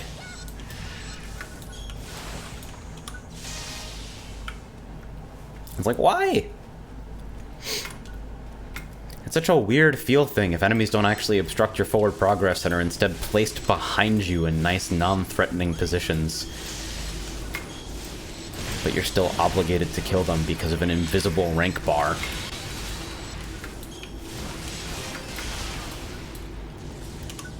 And of course, because nothing about killing them is actually challenging.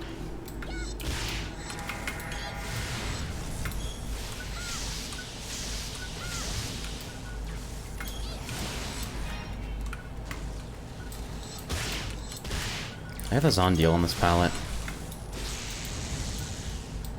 I don't think so.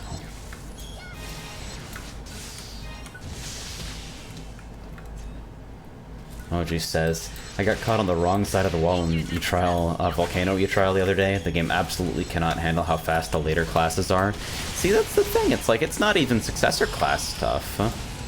Maybe in some cases it's quality of life buffs. Stuff like Adept Spin suddenly costing fucking 5 PP because they decided Wired Lance really, really needed a movement skill.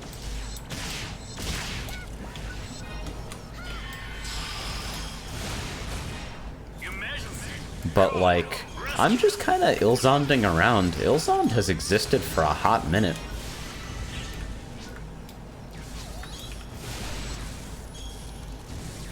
I'm so wary of shit chaining to the fucking... It's like, it's making me so nervous. Maybe I should leave those alive because they'll spawn cap the area.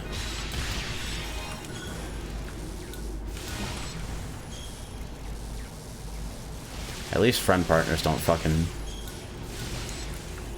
shoot the Gilness here.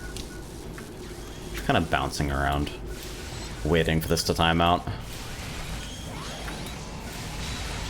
Oh, there it is. I was waiting for that to happen, actually. I'm like, can it chain there? Is that allowed? And it really felt like the targeting system wasn't letting it happen.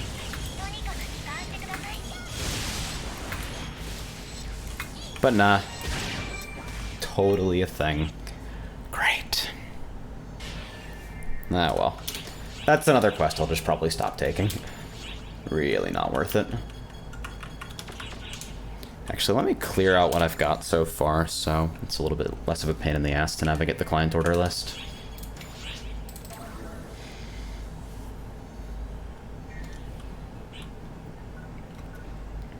So yeah, I might host Minecraft again if there's, like, interest for vanilla. It's just like every single time I express that, the fucking modded crowd comes out of the woodwork. Like, vanilla's so boring. You're boring. Fuck you. I love you, but fuck you. Jesus. Yeah, so we'll get these pieces of shit out of here. And I guess we'll just do volcanic.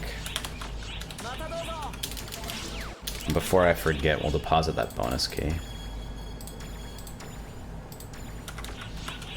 Phoenix says, well, now the modded crowd has a server to fuck off to, right? The other thing about modded is that the performance targets for, like, hosts are not possible. They're fucking insane.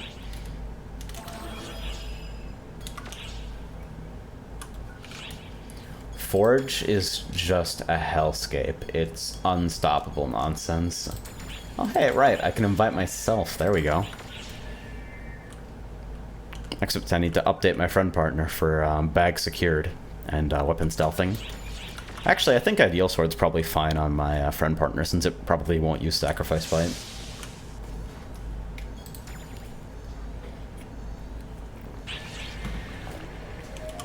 That plus, like, people with potato PCs can't play modded at all. Even on, like, this fucking spaceship. Even on a Ryzen 3900... and a fucking GTX 2070. RTX 2070 even. Wow. It's very important to use the right terminology. NVIDIA's branding guidelines won't let me call it a GTX, or they send me to the gulag. But even on, like, a pretty strong PC, like, I'd say that this PC is... I could use more power, but on like a plausible level, this is about as strong as I've ever wanted. And modded Minecraft still kind of sucks. It still takes like 20 minutes to load into a server, when on vanilla I can launch the game and be ready to go in like 10. Phoenix says Fabric is good now, by the way, except I don't think it has Squake. I wonder how hard it would be to port. Honestly. I've been slowly realizing that I am actually decent enough at writing software to solve a good subset of my problems at great personal cost and frustration. Which is why I did shit like, well, I'm currently, in case you don't follow my card adventures, I do this in a separate server. I'm writing a Discord bridge for cart servers. Now here's the thing. Cart doesn't have network access from scripts. Cart doesn't have file access from scripts. Cart doesn't even have a fucking... Like, it won't accept input in the console through standard in, even. You're simulating keystrokes if you choose to go that route. I managed to find a way to make it work anyway, and given how much of a hack it is, I'm fucking ecstatic that it works as well as it does. But, like, the fact that I felt compelled to do that because I realized that, number one, technically I can, and number two, it bothers me that someone else hasn't. That's like... No, why does it have to be me?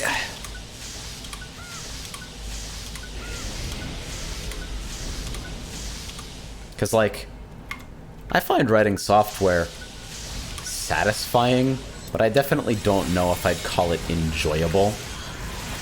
It's not something that I could necessarily see myself doing as my only thing. Like, as a primary career path. Software sucks, dude. Computers are fucking stupid.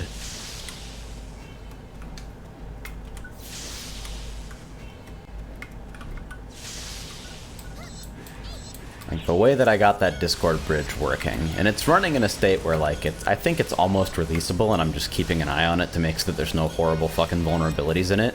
Because what it is while, Cart's Lua scripting functionality doesn't have anything like network access or file access as such, but you can inject stuff into the console, and one of the commands that you can inject, because you can give the console arbitrary input, oh fuck off, eat a dick, is you can inject the exec command, which searches every searchable directory, recursively by the way, in a process that takes 20 fucking minutes, for a file with the specified name and executes its contents. And so I have a companion script running on the server that has registered a series of commands in such a way that a specially prepared Discord bot can format chat messages as fucking console commands, which are then displayed when executed.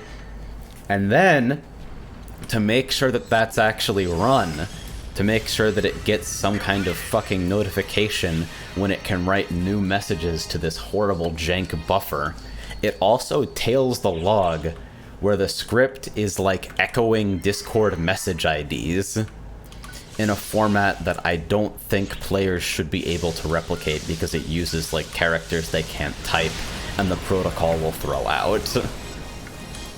And so it's tailing the log and looking for an ACK from the fucking server that, okay, I've received this message, you can stop writing it to this file every second. It is such a fucking hack. It is a nightmare, but it works amazingly well somehow.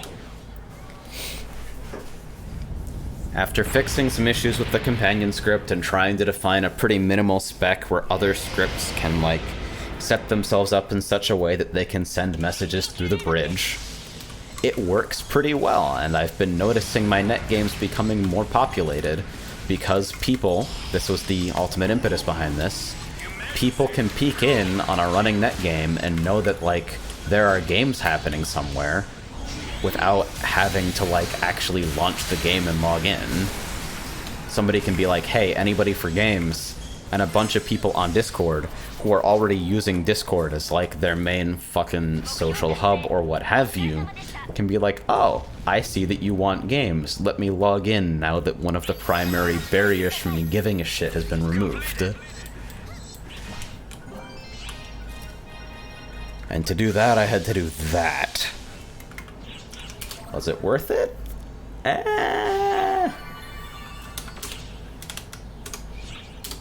Reply hazy, try again later. It was worth experiencing from, like, a fucking let's learn about engineering perspective, though, at least. I learned a lot about .NET async await and threading. And I learned that because by default, if you're running some shit in an async context but you're not awaiting it correctly, it literally just swallows all exceptions. It is fucking insane. The error handling becomes a nightmare. if you are not correctly setting up those tasks to, like, pass exceptions back to the context they were called from.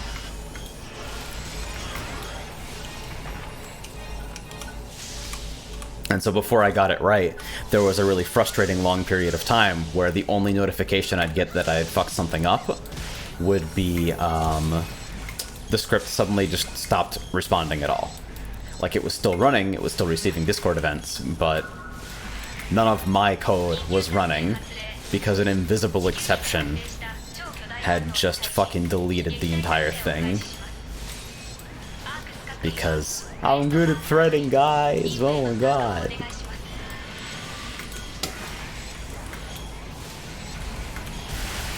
The first major bug with that, by the way, since I'm now ranting about this and anybody who doesn't care has already left the stream, is apparently it's possible to send an empty chat message in SRB2.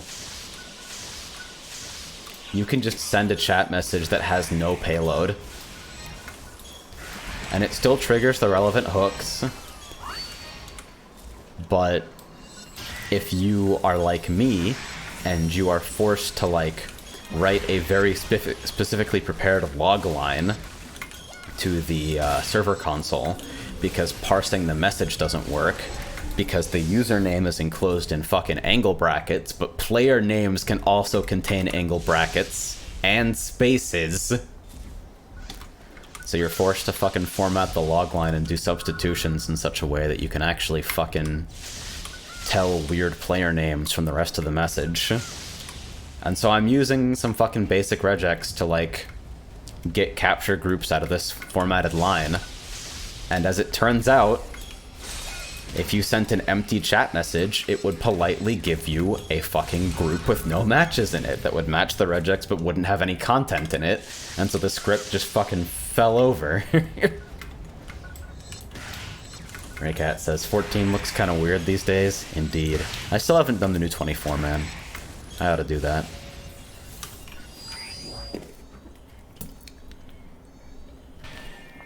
I haven't done the 24, man. I haven't done fucking Shiva Unreal. What else have I not done? Probably anything. I haven't done the new EX. I did the story trial. I finished MSQ, but I haven't really had the motivation to jump into the EX because Party Finder is a colossal nightmare. And honestly, with our Shiva prog, I've kind of had enough of high-end content after the lockouts of Shiva we do every week.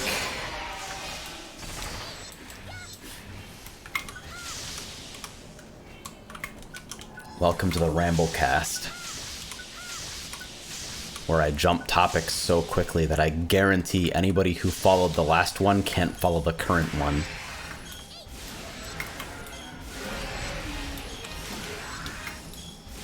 Featuring exciting Gizond gameplay. It's got some range, though. Okay, where the hell? Fine. I have a suspicion? No. Maybe south? I was 100% sure that was going to drop out from under my feet. Okay, also a dead end. Yeah, Dragon Altar's also kind of like this.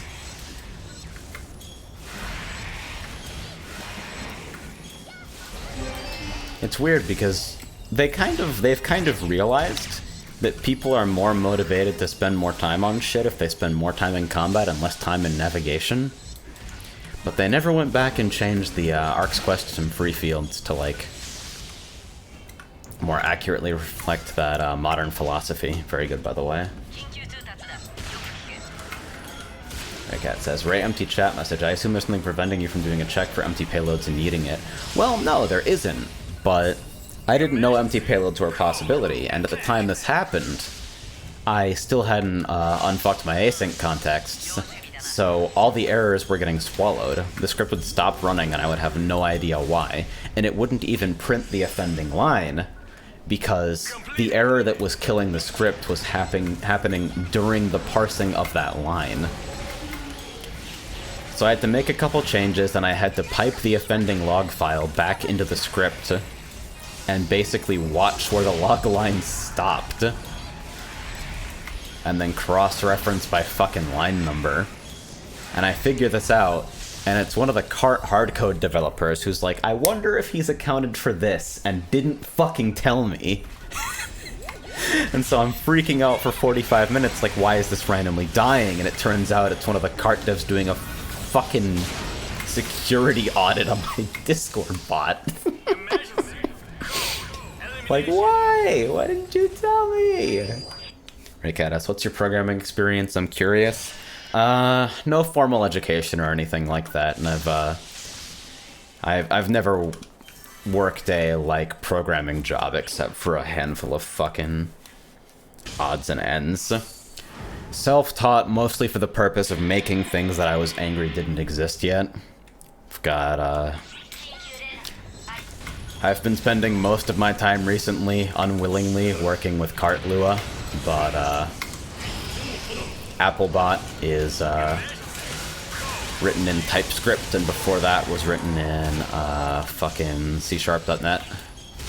And this, Discord Bridge project that I'm working on is also C# because I am addicted to Link. It is so nice. It is so easy to format queries.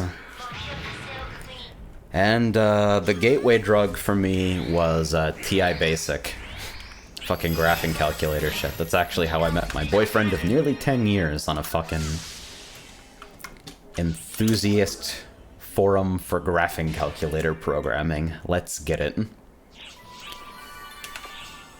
There are two different ways to work with fucking writing code on those. You could use TI Basic, which is a fucking nightmare, and basically every optimization it involves in making TI Basic run at even a remotely usable speed involves knowing every single quirk of the parser and stripping out every single unnecessary token, and doing things like using the internal finance variables because operations on them are slightly faster because they have lower precision or something, or fucking omitting closing parentheses and just doing your assignment in mismatched fucking bracket pairs because the parser will try to make it work.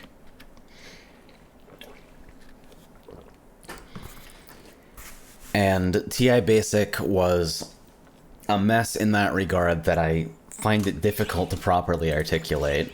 But then, if you knew assembly, you also had access to that. You could fucking write Z80 assembly, and while it was a nightmare, it was an option technically available to you.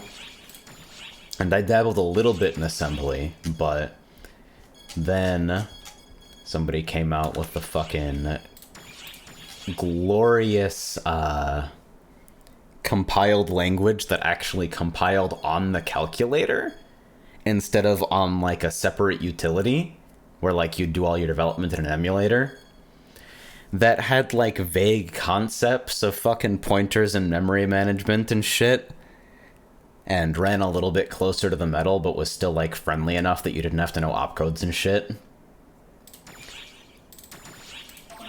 And it was performant enough because it compiled to assembly that, you could actually write reasonable fucking games and shit in it. Yeah, see, so you know what's going on. Fucking XParser was the shit.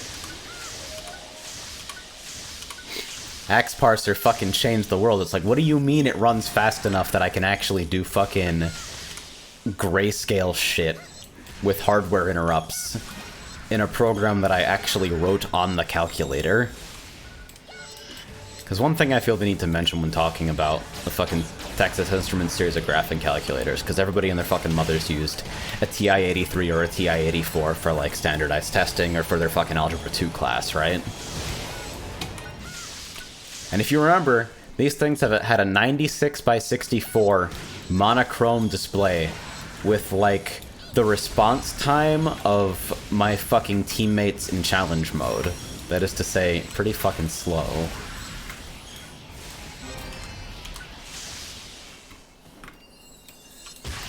And so the response time was a gigantic nightmare, of course. Let me use a Meseta booster. Do I have one on hand? No? Oh well.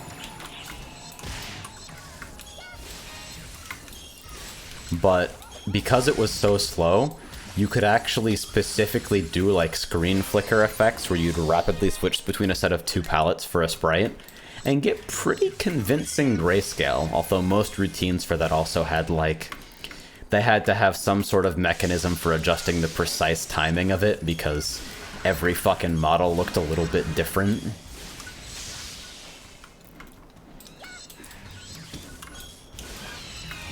And related, if you fucking overdrove the contrast of the display beyond what it was actually intended to support, you get a pretty blue color that you couldn't use for anything because you were overdriving the contrast to fuck.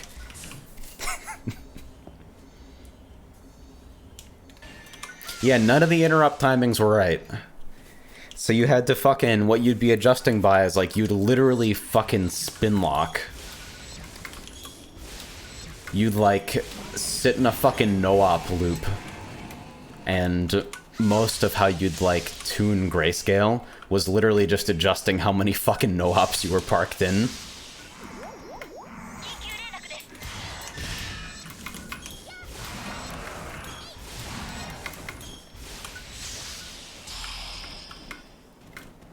That was like, this was something I didn't understand even when I was back there. Stuff like the number of fucking,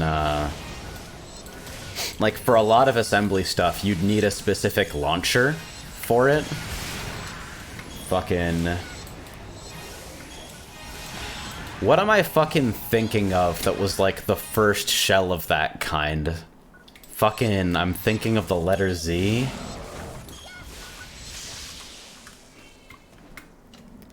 What am I fucking thinking of? It's been so long since I've used any of this tooling. Yeah, Xeron, there we go.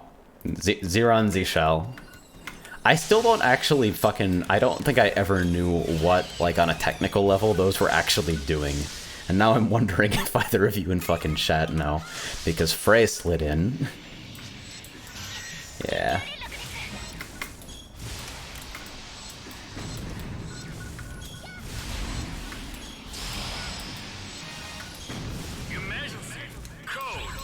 But yeah, I forget where exactly I started out. I remember it mainly because Weirgoose introduced me to the concept of, like, there are other people on the internet. Because I was, like, 12 at the time, and probably shouldn't have been on the internet at all, and just kind of bothered anyone around me. But I ended up, my main haunt was Omnimaga. I modded there for a while, so you can probably find me if you fucking search back.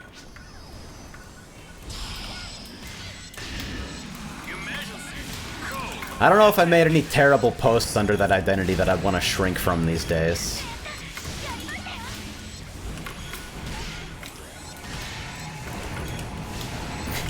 Alright, fine, I'll spill. I was just cause. I was active, like, around 7 or 8 years ago, mostly. Raylin, there we go!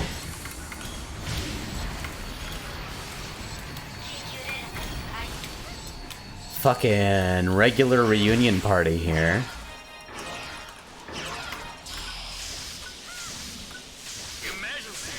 How fucking unlikely is that?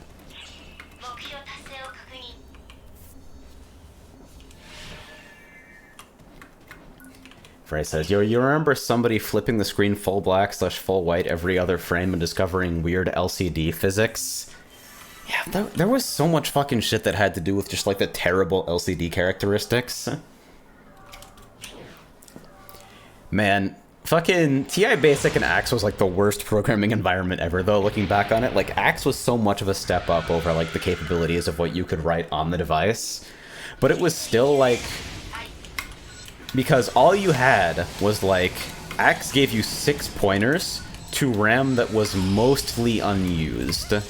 I think it was like L1 and L3 were safe in almost all contexts, and then like L2, 4, 5, and 6 were like, okay, this RAM is usually unused as long as your program doesn't do something weird, or as long as you're okay with like fucking trashing the finance virus. But it didn't really have any concept of bounds checking like those likely to be unused regions of RAM. So you could totally do shitty pointer math and write to wherever and fuck up your device. And so, like, the constant meme when you were writing Axe was, like, you'd crash your calculator almost all the time if you fucked up pointer math, and so you fucking pop off the battery cover, jiggle a battery to get it to forcibly shut off, fucking pop it back in, hit on, RAM cleared, all of your work is lost unless you remembered to fucking keep it archived. It was so good, though. You had to really try to, like, permanently fuck up anything for what it's worth. The environment was, like, safe in regards to, like, it wouldn't fuck up your device. Unless you, like, really tried.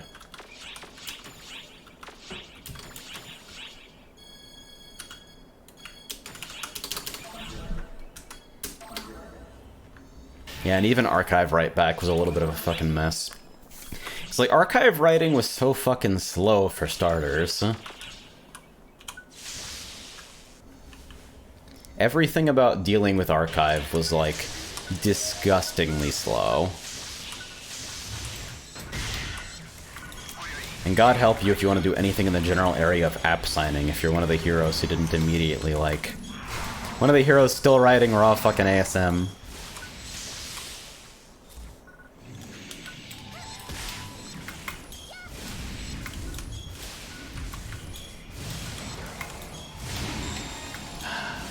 What other weird shit was there?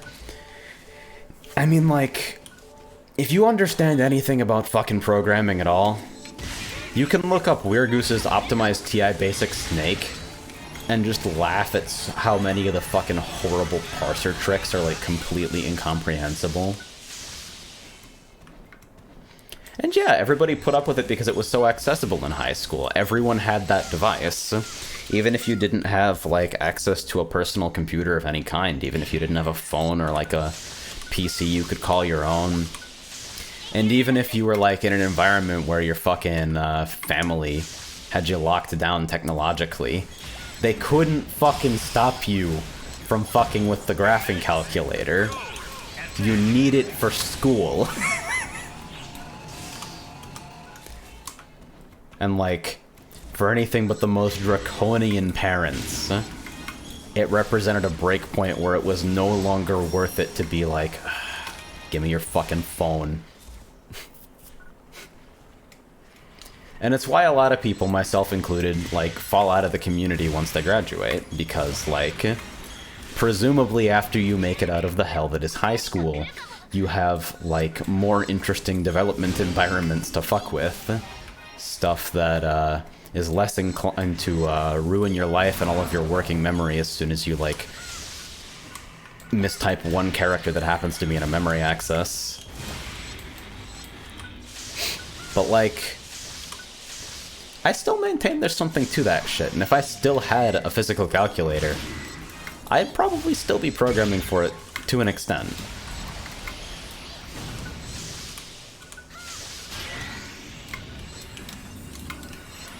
But yeah, I wonder how universal the experience was of, I write a bunch of fucking Axe parser, I'm like learning programming in high school, completely extracurricular, out of this fucking device that's like forcing me to learn about weird concepts like pointers. And also I'm failing math classes because I'm too busy doing that shit instead of fucking factoring 100,000 polynomials in rote.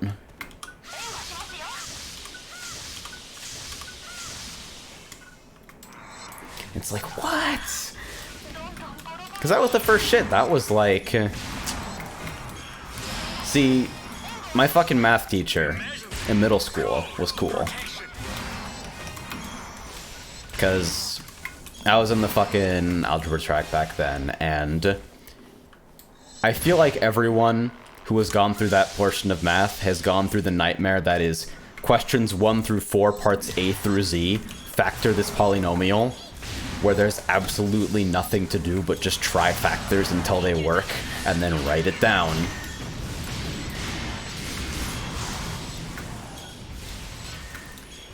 And so, of course, at one point I decided, you know what? If we're gonna be doing this fucking problems for the entire year, I may as well write something that tries to brute force it, that just goes through the same process that I do. And so I wrote a TI basic program that fucking automatically factored everything. And then I got a 0 on my next homework assignment because I didn't show my work appropriately.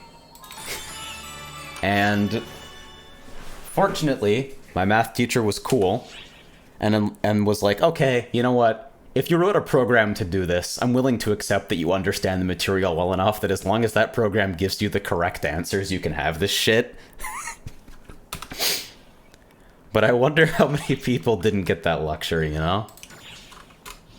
That says, this is Force, right? This seems kind of fun. It's... typically, your tech usage is a little bit more varied. Right now, I haven't put any effort into acquiring tech crafts, so... I'm using whatever's strongest at baseline, which is Gazond over and over and over and over again. But... it's like this, but with a lot more Z-aiming and a lot more interesting tech usage, if you're actually good at it. Go watch some of Azami's TA videos on Force Techer, and you'll get an idea of like how quickly and efficiently the class can be played and how versatile it is.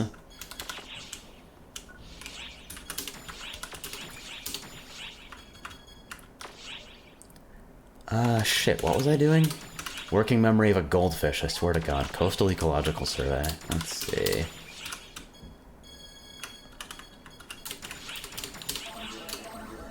See, because, like, here's the real sauce, right?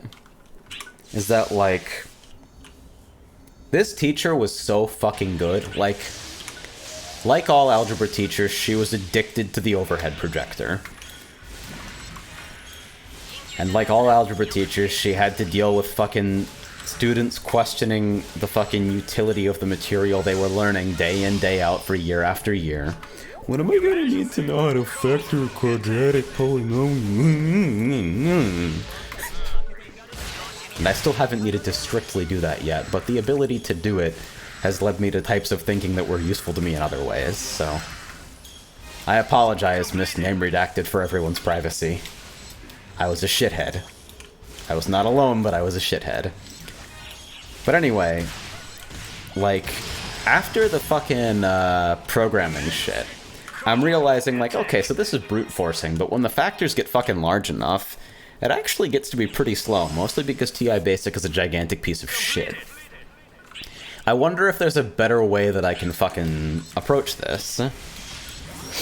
And we had been learning about fucking systems of equations that year, and so I'm like, wait, can I set up a system that, like, given the characteristics of a fucking quadratic polynomial, can I set up a system of equations to find the factors?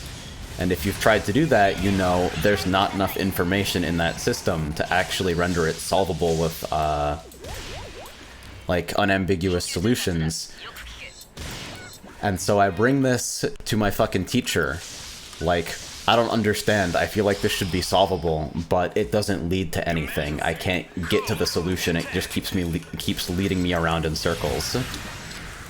And fucking after class, she spent like 45 minutes with me, explaining how fucking cool it was that if you actually take that system to its conclusion, you end up with the fucking quadratic formula turned upside down again. And I'm like, what? Math is amazing! What the fuck?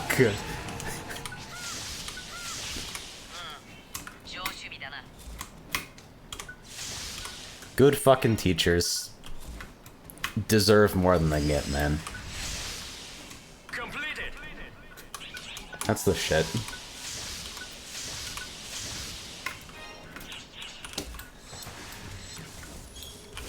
The it all makes sense now moment, instead of fucking Jesus Christ, what do you mean I have to integrate 75 of these?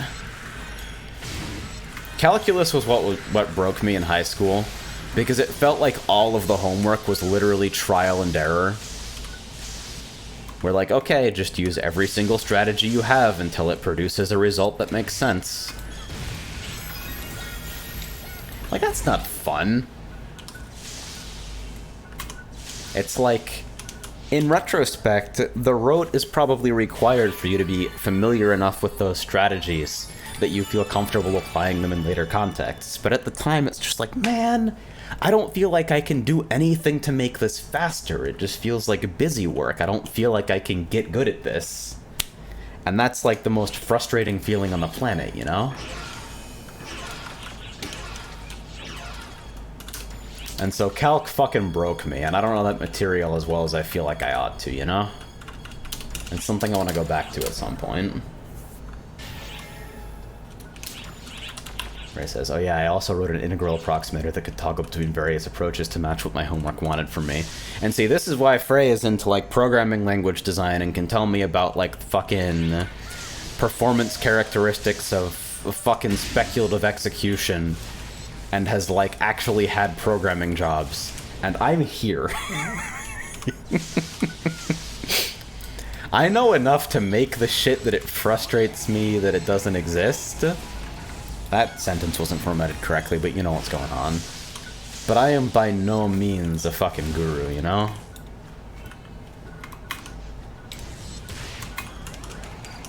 Erno says, to the small amount of school I attended, I always vibed more with literature teachers. See, I feel bad because I think everyone in high school, when they're taking their fucking English classes, also goes through the, well, you're reading too much into it. Maybe the story just means what the story means. Maybe you don't need to assign meaning to each and every individual fucking thing. Because the missing link that nobody ever fucking bothered to explain to me in those fucking classes was that the interpretation exists whether or not it's intentional. That you take away aspects of that reading, whether or not it's a deliberate part of the work.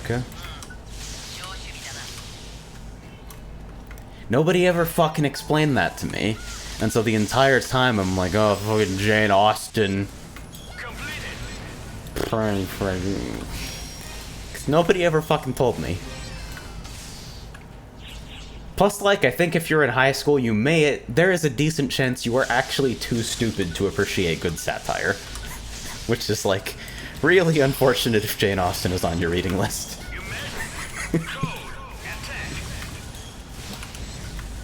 Raycat says, I've been working professionally as a developer for a decade. You're better off knowledge-wise than I am. Am I? I feel like absolutely everybody below, like, fucking transcendent guru status thinks that the only thing they do is Stack Overflow. Like, as far as I can tell, that's a universal experience that only goes away when you start, like, getting to top of your craft tier shit, you know? Where, like, you are so good at what you do that you actually wrote part of the spec for it.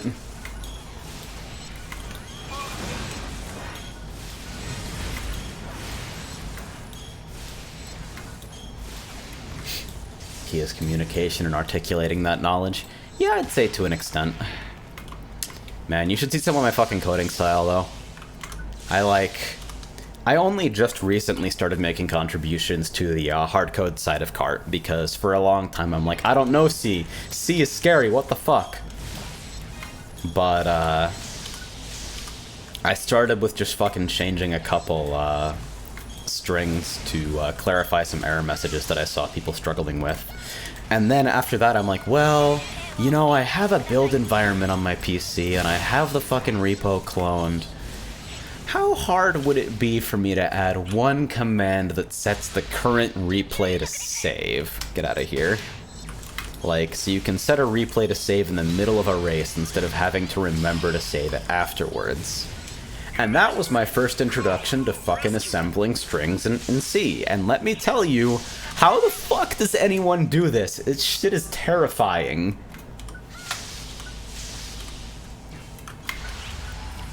Fucking... As soon as I'm like, alright, so, this function that, gives me a level name, so I can, correctly title the replay, gives me a fucking char array. And I have a string that's the level title. So I've got like, or I've got a string that like represents what mode I'm in, or like with the server name. So how do I concat a string and a char array and this ends up being a question that takes me fucking an hour and a half to answer, and I'm still not convinced it's memory safe. Programming is so fucking stupid. C doesn't make it any easier.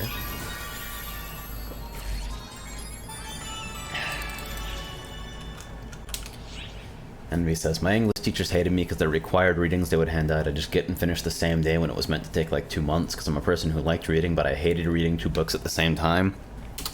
Yeah, I do that shit as well. I'm a pretty fast reader, and it still feels like an asset even now. But the thing about, like, speed reading for, like, general comprehension and, like, reading for specific retention are 2 different skill sets completely. I've yet to meet anyone who can, like, read super fast and yet get really specific recall a week later. Expeditions.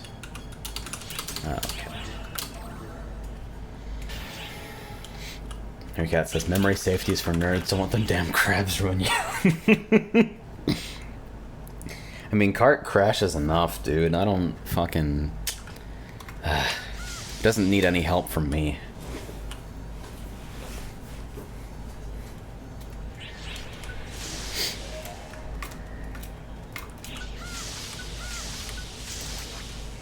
That crazy camera behavior when you, because you jump in this game, and your character actually moves up the screen. So, like, if I double jump and I hang out here, the camera is basically locked at this height until I start either threatening to fall off the screen or I hit the ground. So in a lot of cases that can result in not really being able to see what you're fighting if it's above you. But if you toggle the fucking third person over the shoulder camera, it resets your camera behavior to ground behavior, so it relocks to your height again. And I have no idea why that happens, but it's actually pretty important sometimes.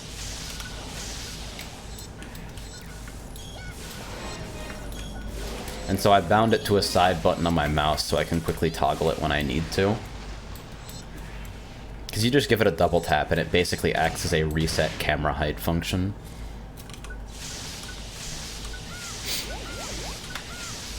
Ray says, my college operating system's final project was so esoteric that I realized the professor's handouts were actually the only information on the shit available on the internet. Yo, speaking of god-tier teachers that I've had, like, okay, university professor walks in to teach a high school history course. That's pretty crazy on its own. Professor also wrote the textbook that you're using. Oh no, how much fucking cash am I about to be out? And then on the first day of class, he gives everybody fucking printer paper, fucking paperback copies. And just fucking sets them on everybody's desks. Like, run with it. IDK. The flowcharts are online too if you find fucking physical copies annoying. And I'm like, I didn't realize until later how much of a fucking bro move that was. Because I hear stories all the time about, like, professors writing their fucking textbook for their course and then changing editions every fucking year and gouging people for $120 for it.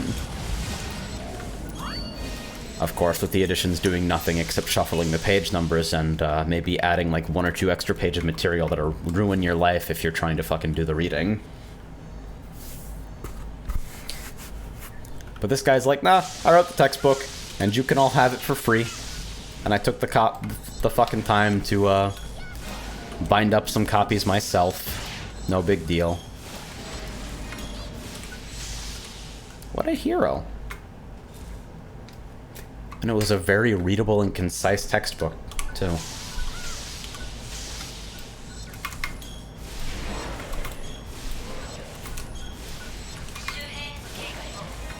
I feel like probably like 50 to 75% of the person I am, I can credit to like a handful of good teachers I had going through fucking the educational process.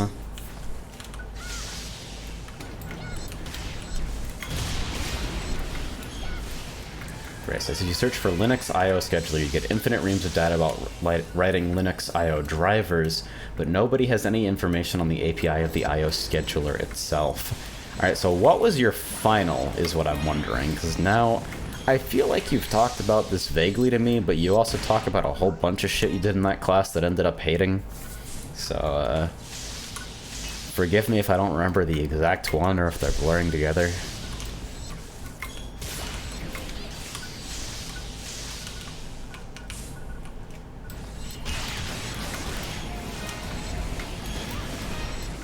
Real talk, though.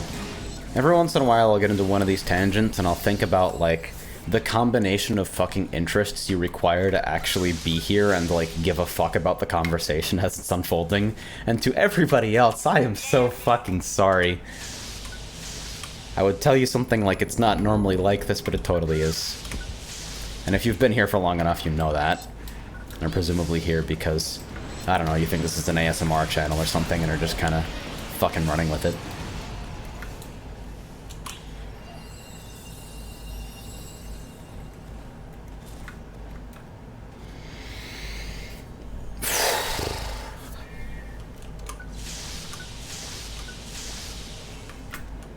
Maybe I should stop doing daily stacks.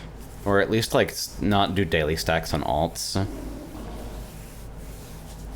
Like, daily stacks on the main is super justifiable because that character is super fast, but my alts... Maybe it's okay for these to just be fucking, mission pass machines.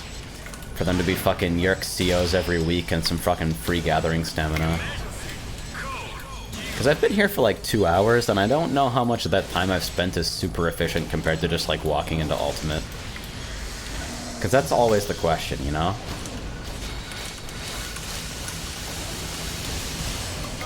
Sauron says, I returned from boat and you're wearing a cock hat. Cat says, I'm here for the One Step from Eden gameplay. Yeah, so to fucking, like, suddenly have you reveal your power level about fucking calculator program communities. It's like, dude, what? What do you mean? I gotta do a little bit more of that balance mod that I played, like, one session of a while back. It's so fucking crazy, though. I have absolutely no idea what to think of some of the decisions made in that mod.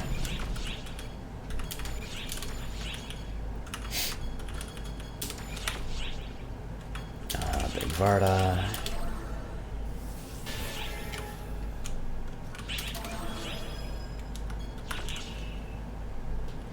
Stalch says, I came here for One Step from Eden, now I'm in too deep to leave. Dude, I think One Step from Eden has quieted down on Twitch quite a lot. I'm gonna take this off now. But, I still feel like I ought to give it some more time here. I do have fun with it. I just wish that, we'd get one more patch that would, like, put fucking card names into the Twitch integration. I wonder if that's a part of the game that's exposed by modding, if I could do this. No, no, no, no, no, no, no, no, no! Don't think about it. Don't think about it. Cat asks, were you saddened by the news? What happened? I think I heard something about, Sematek. The last thing I heard about the fucking TI community, though, was, like, something about the Color Edition basically having support for third-party programs removed entirely. Yeah, they removed ASM from the new calculators. The fucking new versions of the Color Edition. What, like the fucking test mode light wasn't enough? Man... And it's like the Color Editions were already fucking hamstrung badly enough because in addition to needing to push like 16 times the data to the screen, they didn't change the specs of it at all. So drawing to the screen is not the slowest process in the known universe. But then you're gonna rip out ASM support too? Like, didn't we basically get app signing more or less on accident on like the older models? Like, we weren't supposed to have app signing, were we?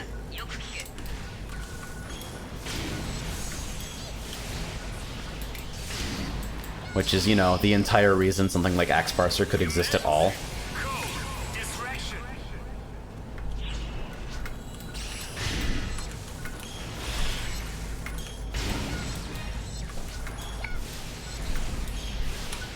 It's wild, though, because TI is going above and beyond to make sure that they stay parked as, like, you need me for standardized tests. Do not fuck with me. That they have to go, like, they have to fall over themselves to, comply with the desires of even relatively isolated sections of, like, the education community. Which means that obviously hobbyists are never gonna be on their fucking radar. You use it to graph things and solve equations. It's not for video games. They'd actually like to avoid that perception.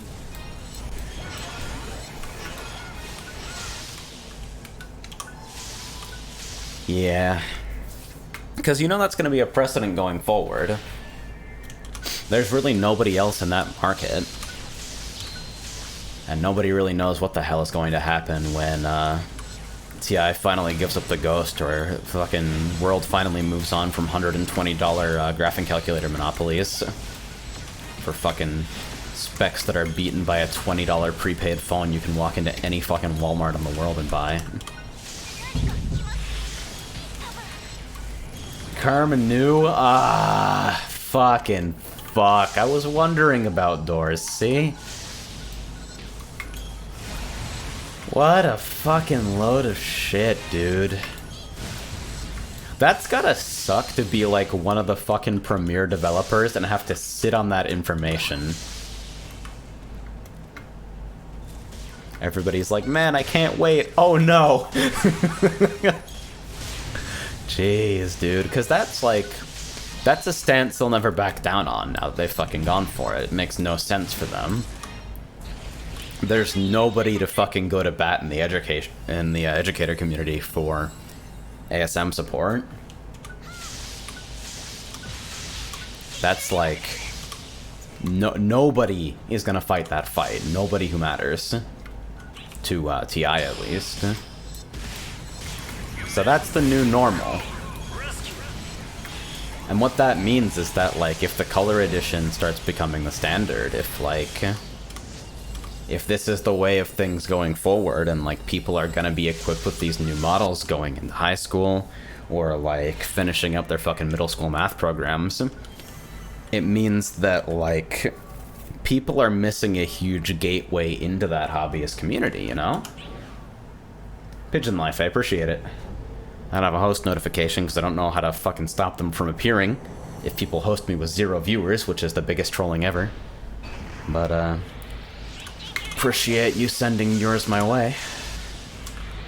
You've currently walked into me doing a daily stack on an alt that I barely play, that I made basically just to see how cool Ilzond actually was. Oh god, by the way, Gazan doesn't actually hit Big Varda correctly, so I have to use, like... Oh yeah, this is bad. Because I don't have shit else crafted.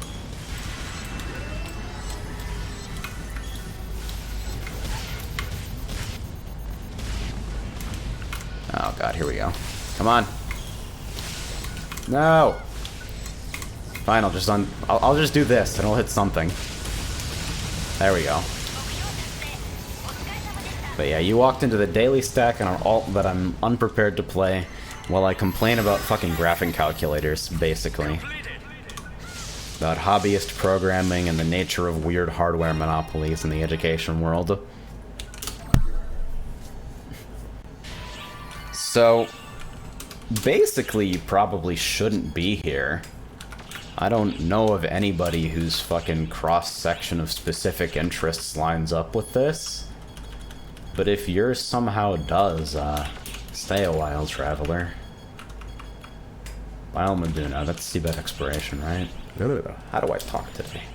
More water.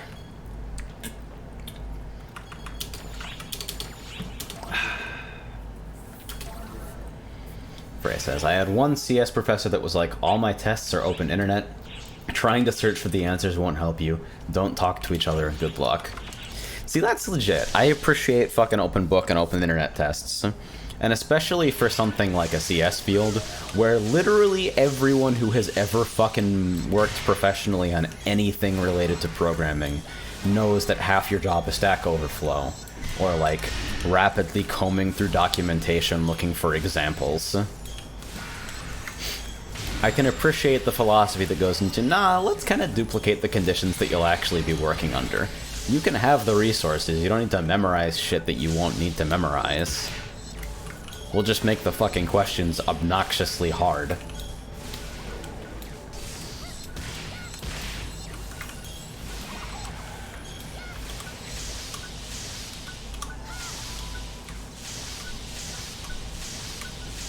Because programming really is, like, competitive Googling. I don't want to like put down the entire field by saying that's what it is, because absolutely, like, very specific kinds of very important knowledge are the difference between, like, making a gigantic ill-performant piece of shit that only survives because it's been duct taped together in 10 different ways, versus, like, actually being able to write clean code and design large systems that function intelligently the first time when other people are relying on you for interop. But, like...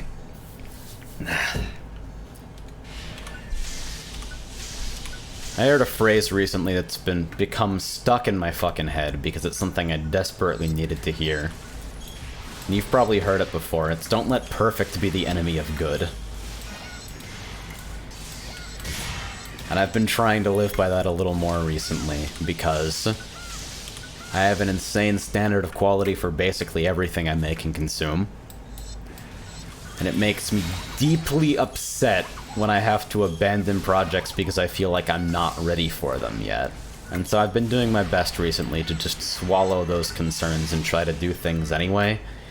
Because, especially when it comes to fucking computers, you can often bumblefuck your way into the correct solution just with correct Google foo and some patience, and maybe a little bit of willingness to glue some popsicle sticks together until you actually find a framework that works.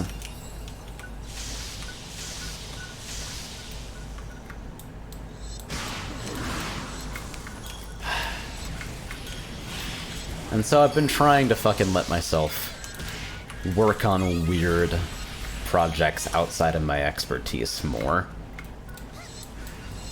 Because it's easy to forget, if you're like on the fucking grind, that honestly the best way to learn shit is to start with a project that's sufficiently motivating to you. Like, the advice that I see a lot in game dev circles that kind of bothers me is work on a bunch of simple stuff, clone existing games, don't do something ambitious for your first game because you'll get burnt out, you'll never succeed, and you'll want to quit game dev forever. And it's like, so nobody who's new to game dev is gonna make an MMO that works. But, like, is that a reason to tell them not to try? What's worse? Somebody giving their fucking passion project a try and failing and realizing that there are gaps in their knowledge that they need to fill before they give it another attempt. Or somebody feeling like they don't get to work on the things that they're passionate about because they're not ready for it, and quitting early because it feels like a goal that's so far away and they don't feel like they're working on anything that feels motivating to them, you know? The missing step is that failure doesn't have to fucking be the end, and then it's only horribly fucking unmotivating if you, like, truly expected success from the get-go. That was a terrible use of a compound. Coffee of Nep says, didn't expect to join a stream to hear life advice. Welcome surprise. Yeah, because as we all know, I'm the most qualified person to give life advice right now. Fucking dude playing video games on the internet. Well, clearly I've accomplished everything and y'all should listen to me, right? But I don't know, I talk about this shit because it's something that I fucking struggle with personally. Feeling like you're not ready to do something, or that if you try something too early before you've prepared adequately, you'll ruin it. Not really realizing in the moment that the alternative might be that it never gets done, you know? It's not to say, you ever fucked around with SS13, AJ? Not yet. It's been kind of in my periphery. But I've got a lot of shit in my periphery.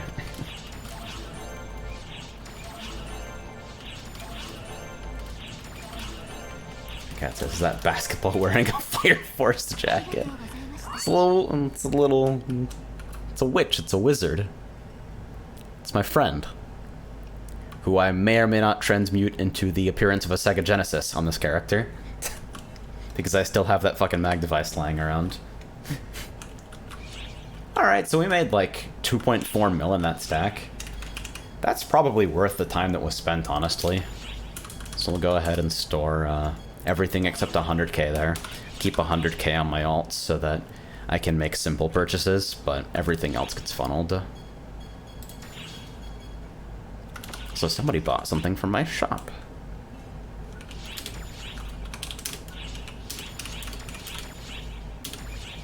Somebody bought a whole bunch. Okay, my level 17 grants sold. That's why. So we'll deposit a little more. Yeah, so we got 4.5 mil in storage right now. Or something. My Braver is like spectacularly shitty right now. They're literally in weapons barriers at like level 60 or something. But I might be able to do some stuff on that character as well. This was very close to a randomize all character. Yo! The gold selling bots are using /Toge now? Holy shit. That's awesome. That's fucking amazing. They're not just sending the raw message anymore. They're actually spamming it in a way that gives it the loudest and largest possible impact.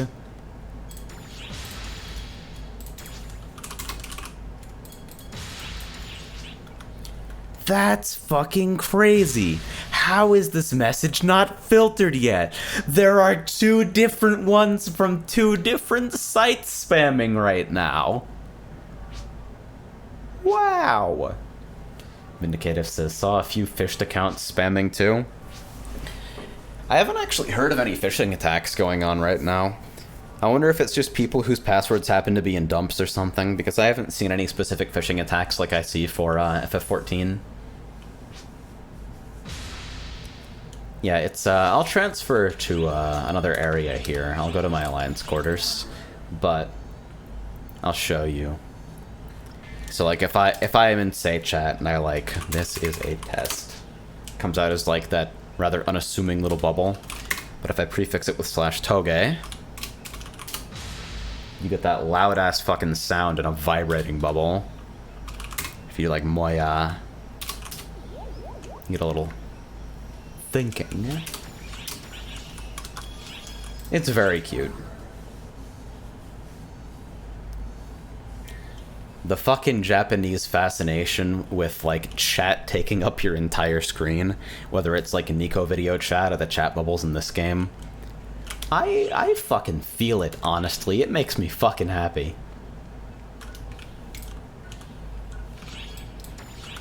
So we'll store what's already on this character, which is 1.8 mil from the weeklies that I've already cleared. Yeah, I think it's an onomatopoeia. Alright, we'll abandon distress signal. Huh. For whatever reason, I have way fewer quests on this character. I still have volcanic caves though, so I may as well take the dailies.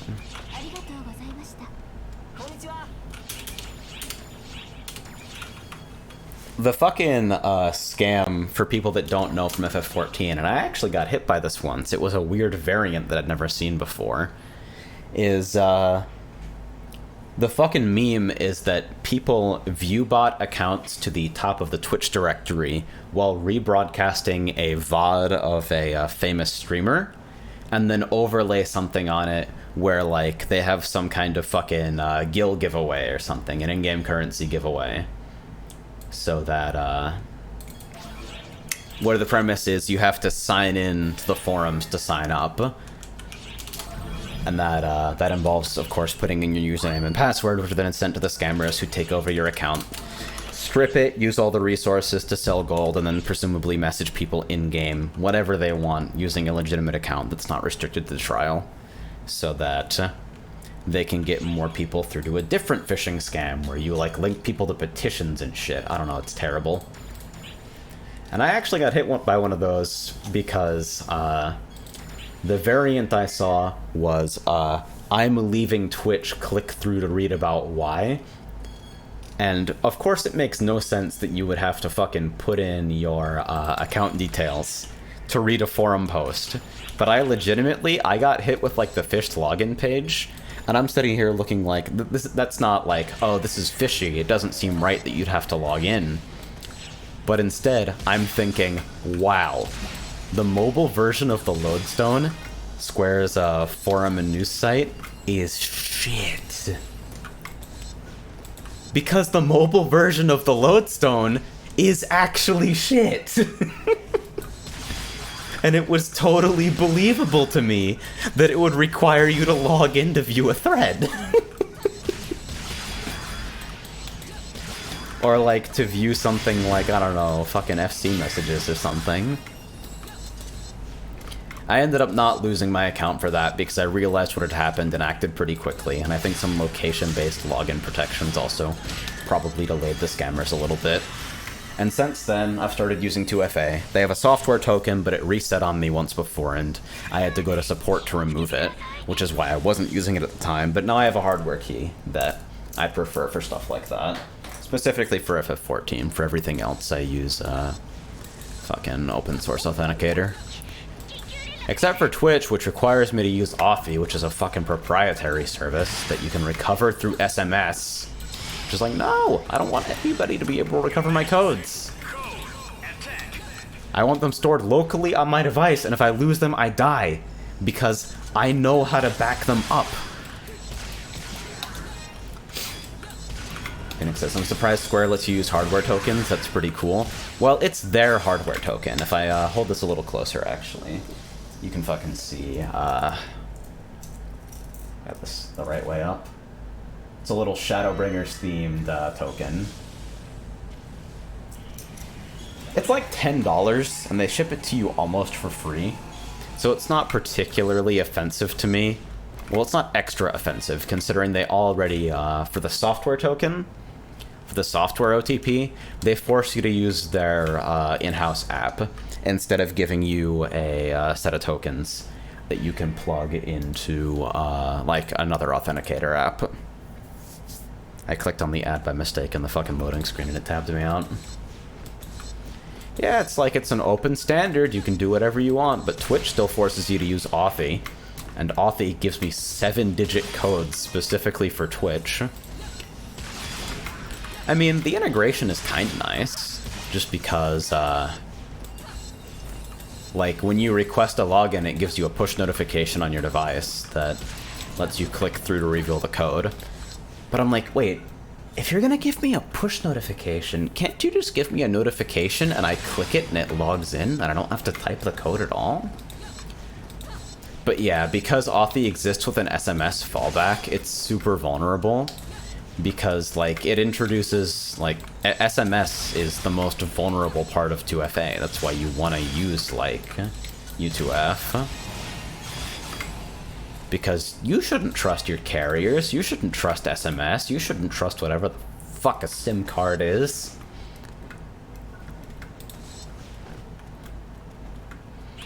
Plus the fact that, you're more or less required to create a backup password, which introduces another mechanism by which a sufficiently motivated individual could basically clone their fucking... that could basically clone your account to their device. And I think the funniest thing about it is, like, the Windows app, which is actually a Chrome app. Or at least I think the way it's usually distributed is a Chrome app. It's like 2FA. It's, the idea is that you're doing things from two different places using two different types of information to make it more secure. Now let me just look up my 2FA on the same computer that I'm inputting my password on. That's like passwords.xls tier. Ah, damn it, I did it again. I hit the fucking Q button and it somehow keeps clicking on the goddamn loading screen ads. which are ads for stuff in-game, so it's not horrible, but I still... So Riot having no form of 2FA, that's kind of fucking crazy. I think Blizzard's scheme was interesting. They did what I described earlier, where you get a notification and you can hit "This is me" or "This isn't me." Hey, Nine. Appreciate you dropping in.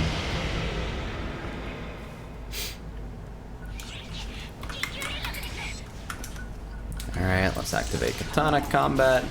Where did I put... There it is. Don't you fucking phase on me, you bastard.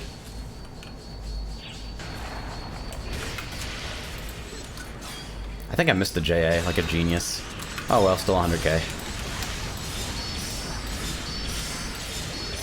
Sakura type 0, whee!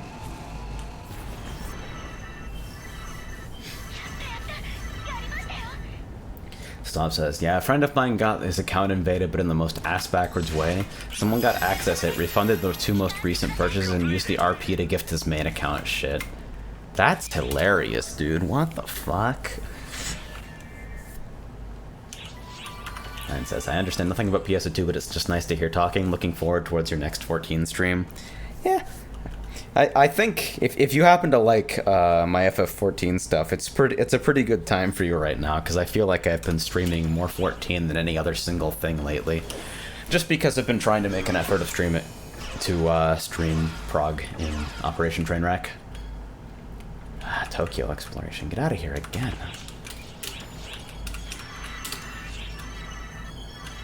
I honestly haven't been playing a whole lot of different games recently.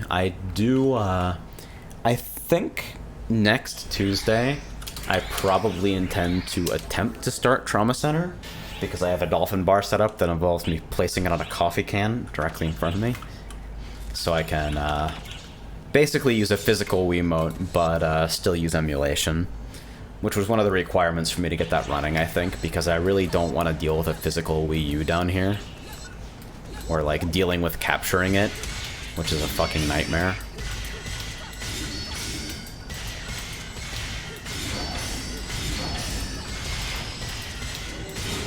Man, my JA rhythm is so bad on Braver. I'm a mess.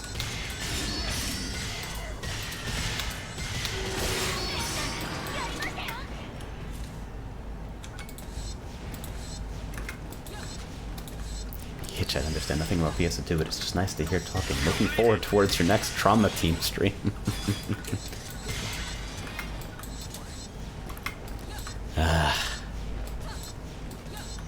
Long-form single-player shit scares the fuck out of me, because fundamentally I'm just the most fickle person on the planet.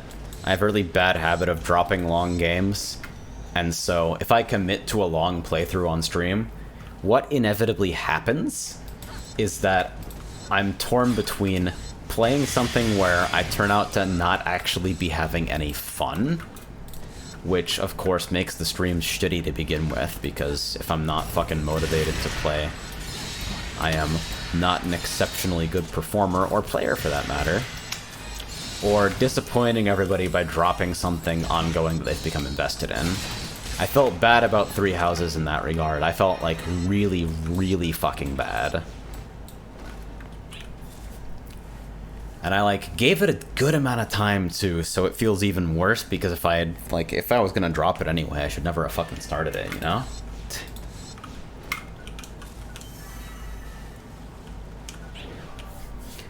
But like, man, I just couldn't. And like variety streamers who are hard on the grind, who are like actual full-scale clout farming, will just do it anyway. They'll just play shit they hate and pretend, and they're capable of that, and I think if I really fucking get down to it, I probably am too. But it's not the way I want to run things around here. If I was here to do shit I hated, I'd probably be working a 9 to 5 instead, because it pays more and it's less stressful.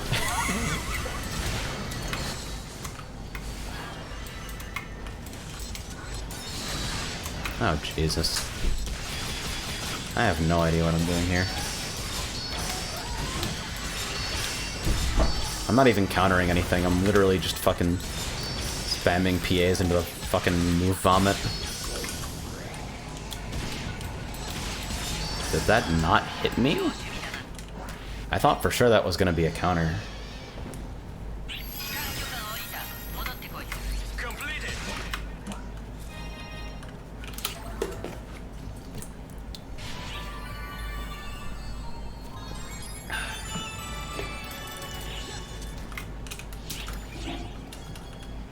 Alright, wow, some of these are actually really old, shit. But I don't have many of them. Katadransa is from a Dragon Altar Arcs quest, I think? Nah, it's from fucking, yeah.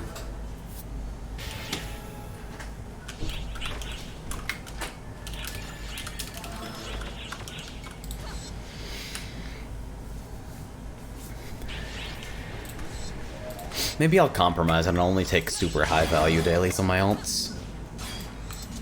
I'll stop taking like the 60k shit. Or like 3 area arcs quest nonsense, or maybe I'll just only take stuff that requires me to fucking run to a boss and kill it. Maybe I just stop taking quests entirely, or stuff that requires me to rank in quests entirely. If I want to reduce the total alt workload, that seems like a relatively balanced way of doing it. And says, hey AJ, since you get transcodes now, you gonna stream at 144 Hz for max immersion? Yeah, sure, let me just crank my bitrate to fucking 30k. Jesus. I honestly wish I could stream at a higher bitrate. Like, it's one of the things that has me, like... If every other aspect of doing this didn't seem like a terrible idea, I would kind of want to be streaming to YouTube right now, just because they have no meaningful bandwidth limits at all. Like, you can just straight up stream at whatever you want and it mostly will not complain. And like, I'm on the residential fiber train now, and hopefully we never ever fucking go back. No matter where we move as this weird fucking gay communist unit. I've got fucking 950 down, 950 up. Let me use it, damn it. Let me actually broadcast at 1440 at 144. Can the fucking hardware encoder on this thing handle that? Maybe.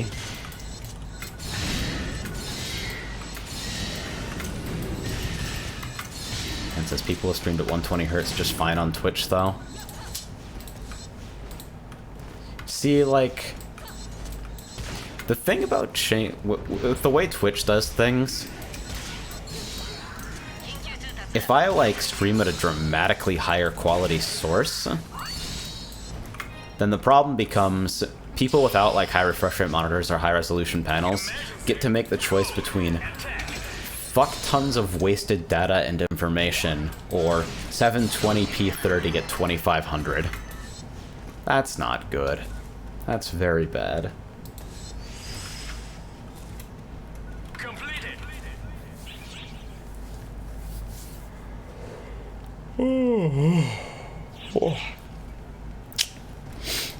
Wonder if anybody's got any food going upstairs. Probably should have at least snacked a little bit before the stream.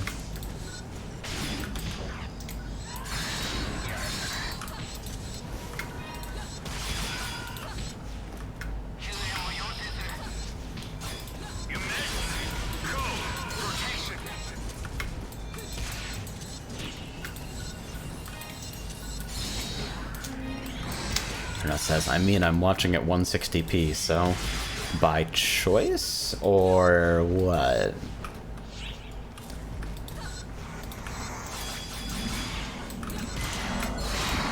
I know Venice basically exclusively watches my streams on audio only, and I assume he's not the only one. Usually the actual, like, especially in streams like this, the actual content of what I'm doing in game is typically a lot less interesting than me basically vomiting words about whatever topic I'm currently obsessed with. Not to imply that either of those things are breathtakingly interesting, just, you know, then you know what's going on.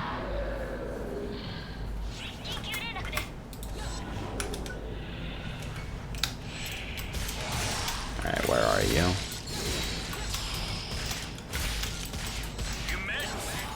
Literally sitting here trying to figure out where the hell I mapped Tato to. Oh, didn't even get the katana combat finish, just kind of ran at it.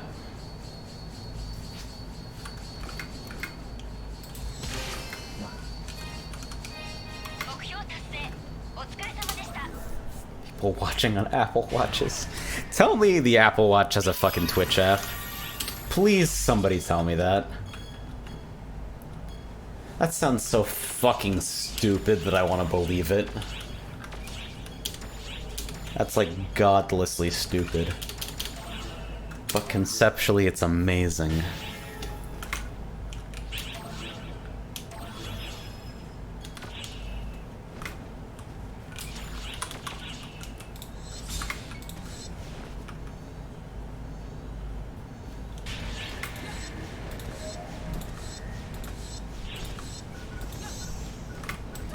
So I looked into my fucking streams channel on Discord, since it was the last thing I had open and my Discord client's still open on that monitor. And I see somebody whose stream advertisements I've seen a couple times in here. Birthday stream, change game is 90% off. And so what I've immediately got in my head is that they have some kind of channel point reward where you redeem it and they just start playing a different game. And that actually kind of sounds amazing. Like, that's sort of a brilliant shitpost.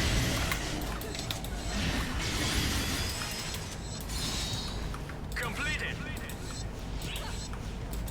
And says, can't believe I looked at the Twitch app on the Apple Store and the front page is Pokemon, Fortnite, and just chatting. This is what Twitch is for the majority. Honestly, I don't even know what people watch on Twitch. I feel like Twitch is basically a glorified esports delivery mechanism for most people on it, besides, like, the, let's pretend to not be a cam girl because the audience is wider here crowd, and,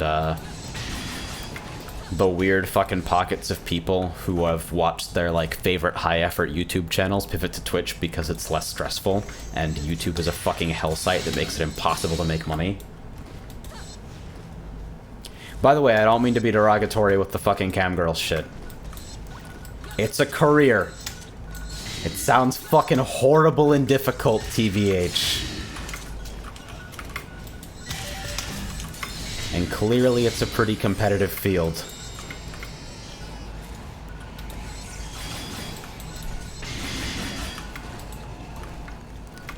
And if you or anyone else honestly believe that attention is being taken away from quote-unquote legitimate content creators by quote-unquote titty streamers. Like, just as a rule, if people you think are producing garbage are overshadowing things that you think are high effort, maybe the high effort shit isn't as good as you actually think it is. I don't know. I don't get Fall Guys. That game seems hilarious to watch, but I have like almost zero interest in playing it.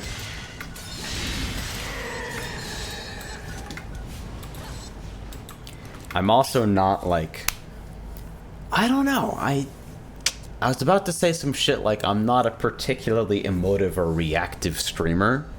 Like, that's not usually my shtick. But I also scream like a fucking bonobo on raid night. And like, if you ever listened in on Jartcast, I get pretty fucking heated there. And so I'm not sure what would give me that idea about myself. I think I am pretty fucking emotionally charged most nights, TBH.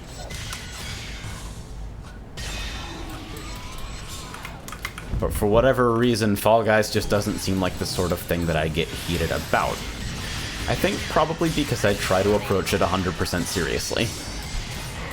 Like, I'd be tryharding with a primary focus on improvement. Almost certainly. Man, don't even talk to me about GIF versus GIF. I'm done with that. I've realized that you can't reason someone out of a position that they didn't reason themselves into. So all of my carefully prepared fucking counter-arguments and evidence are worthless in the face of, haha, creator interpretation go burr.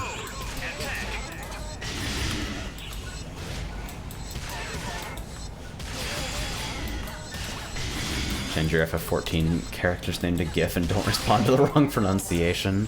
Legit.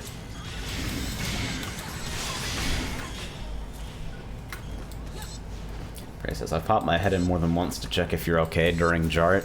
It ruins my flow. I appreciate your concern, but I can't scream into a pillow for 45 sustained seconds uninterrupted if I have to tell you, yes, I'm not actually in pain.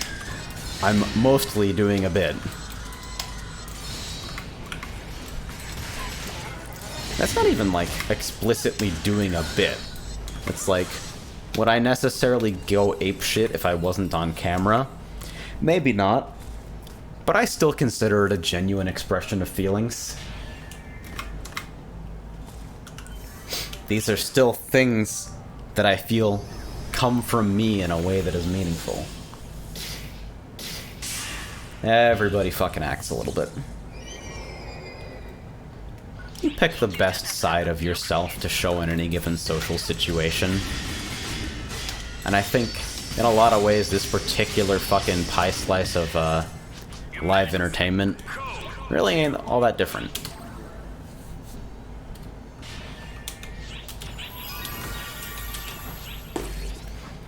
Stop. So speaking of F14, I transferred my main back to EU, and man, is EU just quiet compared to NA. Everybody's just fucking quiet, huh? It's crazy, too, because I feel like a lot of people from Europe have this perception about the US where you can just, like, strike up a conversation with anyone at any time. And if you try that shit in the US, you'll get, like, 1 or 2 sentences at most before someone either tries to politely disengage or calls the police. So I don't know where that perception comes from, but it seems relatively common to me, which is strange.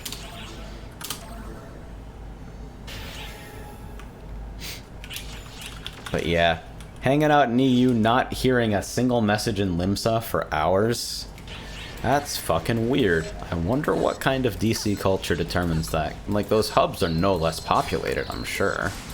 Like, maybe there are fewer people explicitly idling in them to idle in them. But, like, main cities are still packed just because of the way the game funnels you into them. So... And it says, it comes from movies exporting that view of it, blame yourselves. Yeah, all the movies I've made, bro. Y'all watch movies? Legit, I feel bad because my patience for anything that isn't books or video games has gone through the fucking shitter over the course of my life. Like, movies and TV, 99% of the time I'm just disinterested by virtue of the format alone. And I feel like I've got to be missing out on a bunch of good shit, but it's just like, I don't control the pacing, what do I do?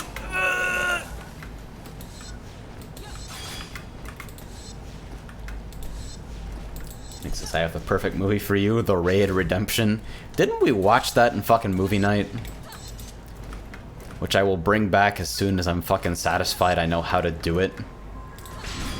I think at least one person actually left my Patreon because I stopped doing movie night, and, like, fair.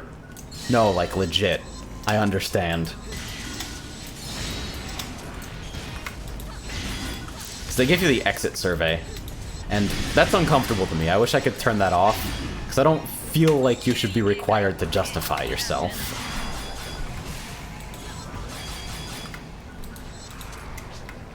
Oh yeah, you were there for Tekken Blood Vengeance.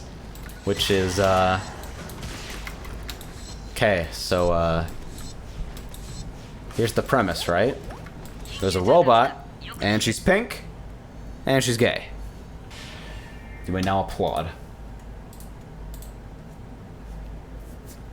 Good movie. Question mark.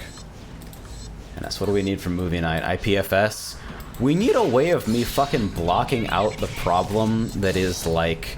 No matter how I schedule, everyone always seems disappointed, and no matter how streamlined things get, it still feels like there's a lot of weird preparation required for me to actually set up the night. Like, I don't mind being there to manually proctor things. I'm like, I will watch the movie with everyone. But the fucking weird workarounds that are like uploading shit to Google Drive. I mean, it gets easier for sure, but like the last time, for Tekken Blood Vengeance, I had to fucking re-encode the whole damn movie to get the fucking hard subs in.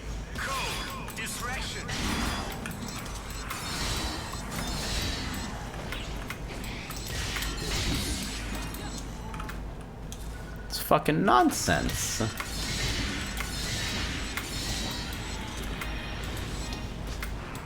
Do we release a passworded torrent a week beforehand and drop the password on the night? It's tempting.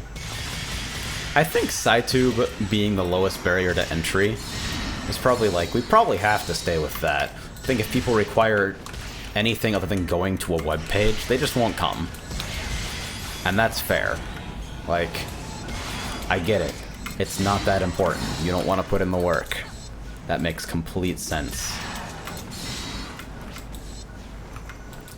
Should I be doing the code? Is that why I'm here? I think it is, yeah. Whoops.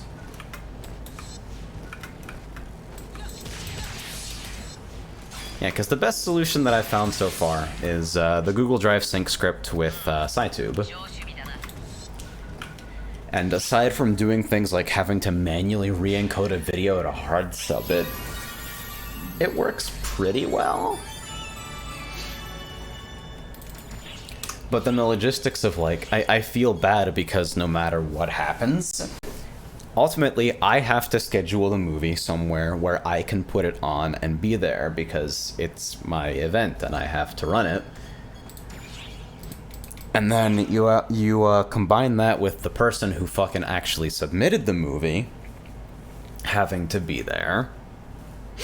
And then you compare, like, you get the cross-section, you get the Venn diagram of those times, and then you compare that to the available times of everybody else in the community who's interested in participating in movie night, and it feels like fucking 75% of people are forced to miss, and they're always super sad about it. And so how many gigabits per second do you actually need if you hosted a super basic player interface on a VPS? I wonder about that. See, because the thing about Hitbox Dimension is that there's actually no, like, defined interest tying everyone together. Like, think about how fucking crazy that is. There is no, like, regional affiliation. There is no, like, shared hobby.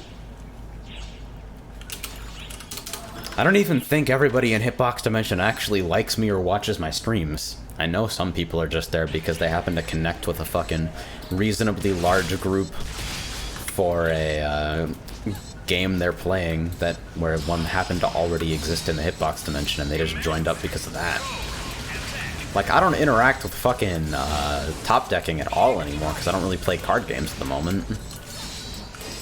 It's like there's a whole bunch of people in like top decking and absolute suffering who are just doing their own thing and I don't feel connected to it at all. Just because it happens to be a cozy place where they can talk about that thing.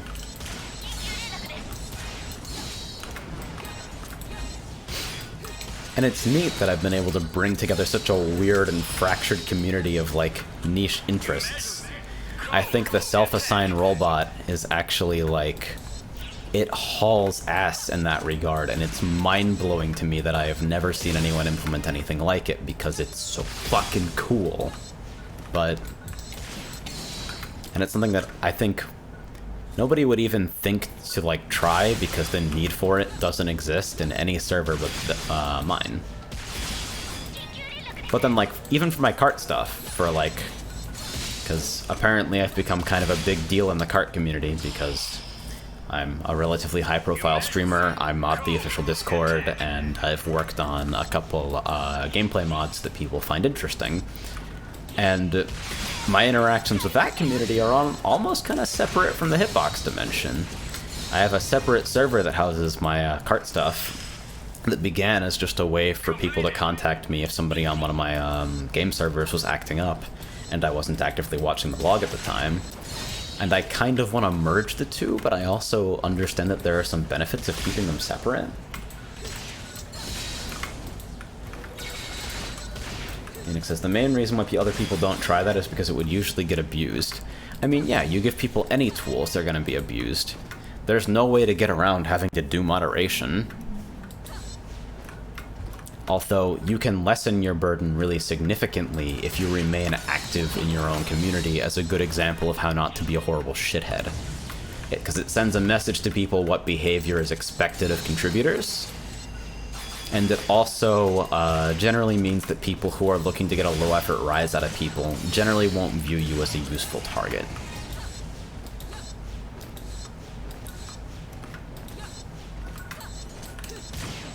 Stobbass says, being in completely separate communities is not a normal thing. I mean, for communities that I effectively run, it feels weird, or at least that I'm like a major player in, because... And this is a weird thing to talk about, but a lot of fucking streaming as a sustainable hobby comes from the collection of social capital. Which means that obviously you want to fucking centralize and interlink things wherever possible because it's just the most efficient thing to do with regards to that. And says, normally this would be a forum, not a Discord. And honestly, to be 100% serious, so I put up a fucking in-house forum for our fucking house. Like, literally the group of people who will be living here. Everyone who's currently here, and then a friend of Wes's who's probably going to be living here in a couple months. And I set up a fucking forum for us because we want to have fucking relatively long-form threaded conversations about very specific topics, and it's not something that Discord lends itself well to. And I've been adminning for that, and I've been discovering how fucking neat it is to run that sort of thing, and I'm like, you know, if I could do this for... Oh, no.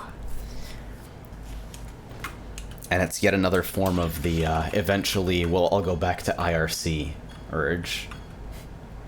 Yeah, I'm just gonna abandon Train Get Around in Tokyo Exploration and call it a day on this set.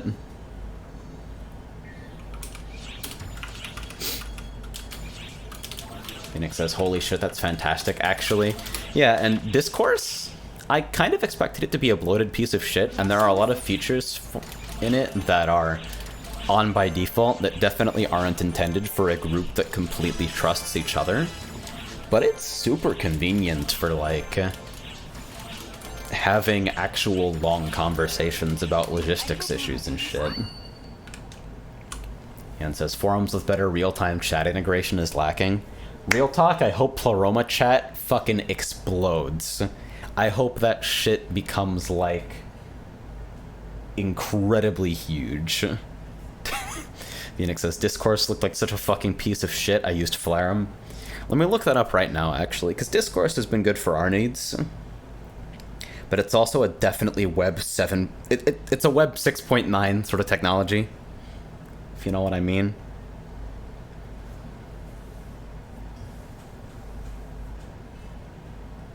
Let's see. Do you have a demo site? Wow, there's literally nothing here. This is such a bad landing page. What the fuck?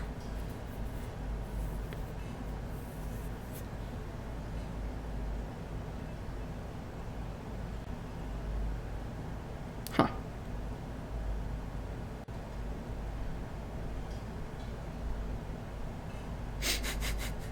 I like how they have a comparison here.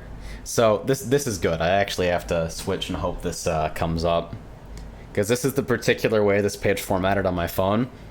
Flarum is lightning fast. The front end is powered by a lightweight JavaScript framework called Mithril. It's slick even on slower devices. And they have a little graph that shows the relative, the total JavaScript plus CSS payload size after minification and gzipping. And they have it compared for Flarum, NodeBB, and Discourse. And I think I have to take the brightness down even more on this. Okay, not that low. Definitely not that low. How about this? Got a little bit of glare. It's blurry as fuck, but that is the Discourse bar going off the right margin Because the left margin is filled with nothing. Let's go!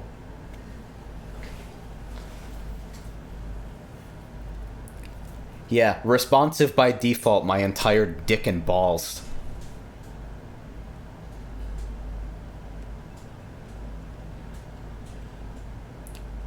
Flarum is a simple PHP MySQL application. Oh! No! Nope. They all got super activated and tried to eat fucking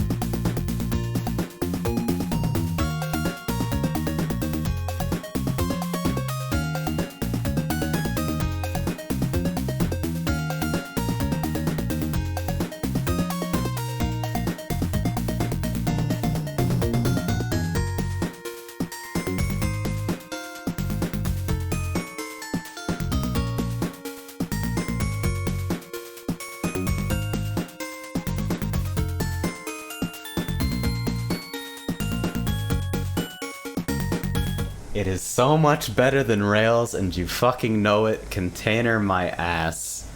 I mean, yeah, that's fair enough. Also, I think PSO2 crashed, so that's good. Yeah, it's definitely crashed. Nice. And yeah, the discourse only being available as a fucking container, like, what is your mainly supported install method, discourse? Oh, we have a Docker image. What? Why? Why did you do this? But it was actually pretty painless to set up. I've got it running on another VPS just because I don't want I don't know if I want critical infrastructure near critical infrastructure when I don't have any idea how either of the critical infrastructure pieces work. And says, I mean, that's all I would support as a pre-built binary. I understand it. Yeah, no, I totally get it from a development perspective. It's just like, when you compare something like that to the Pleroma instance I'm running, where, like, they're like, bro, how does Elixir work? And so you just have you just have the Git repo vomited on disk, and the fucking about as complex as the deployment gets as they give you a fucking systemd service that compiles the entire thing on restart. It's like, alright, okay. Man.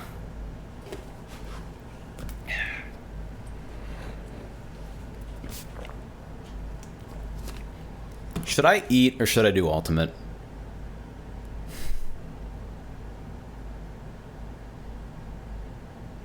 Do we have snacks upstairs? I got the same bump. That's bullshit. Try again. Chosen by fair dice roll. Guaranteed to be random?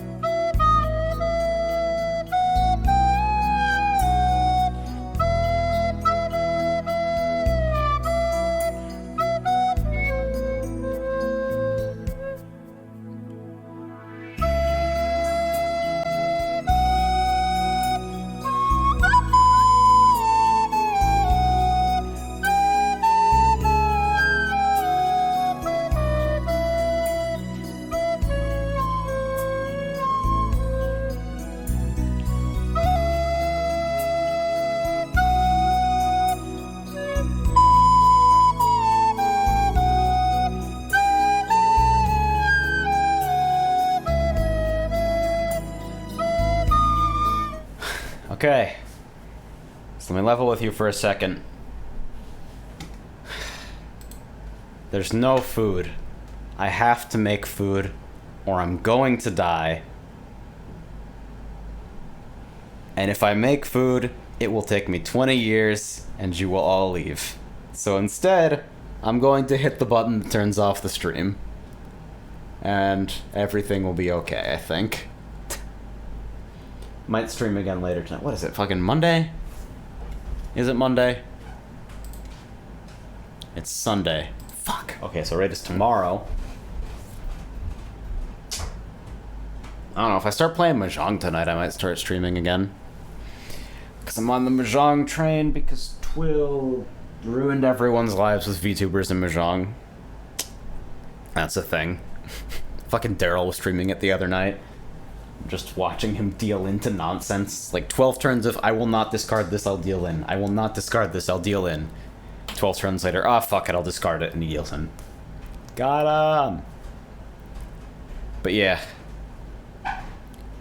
Probably gonna fucking fry up some chicken and beef and whatever fucking vegetables we got and call it a meal.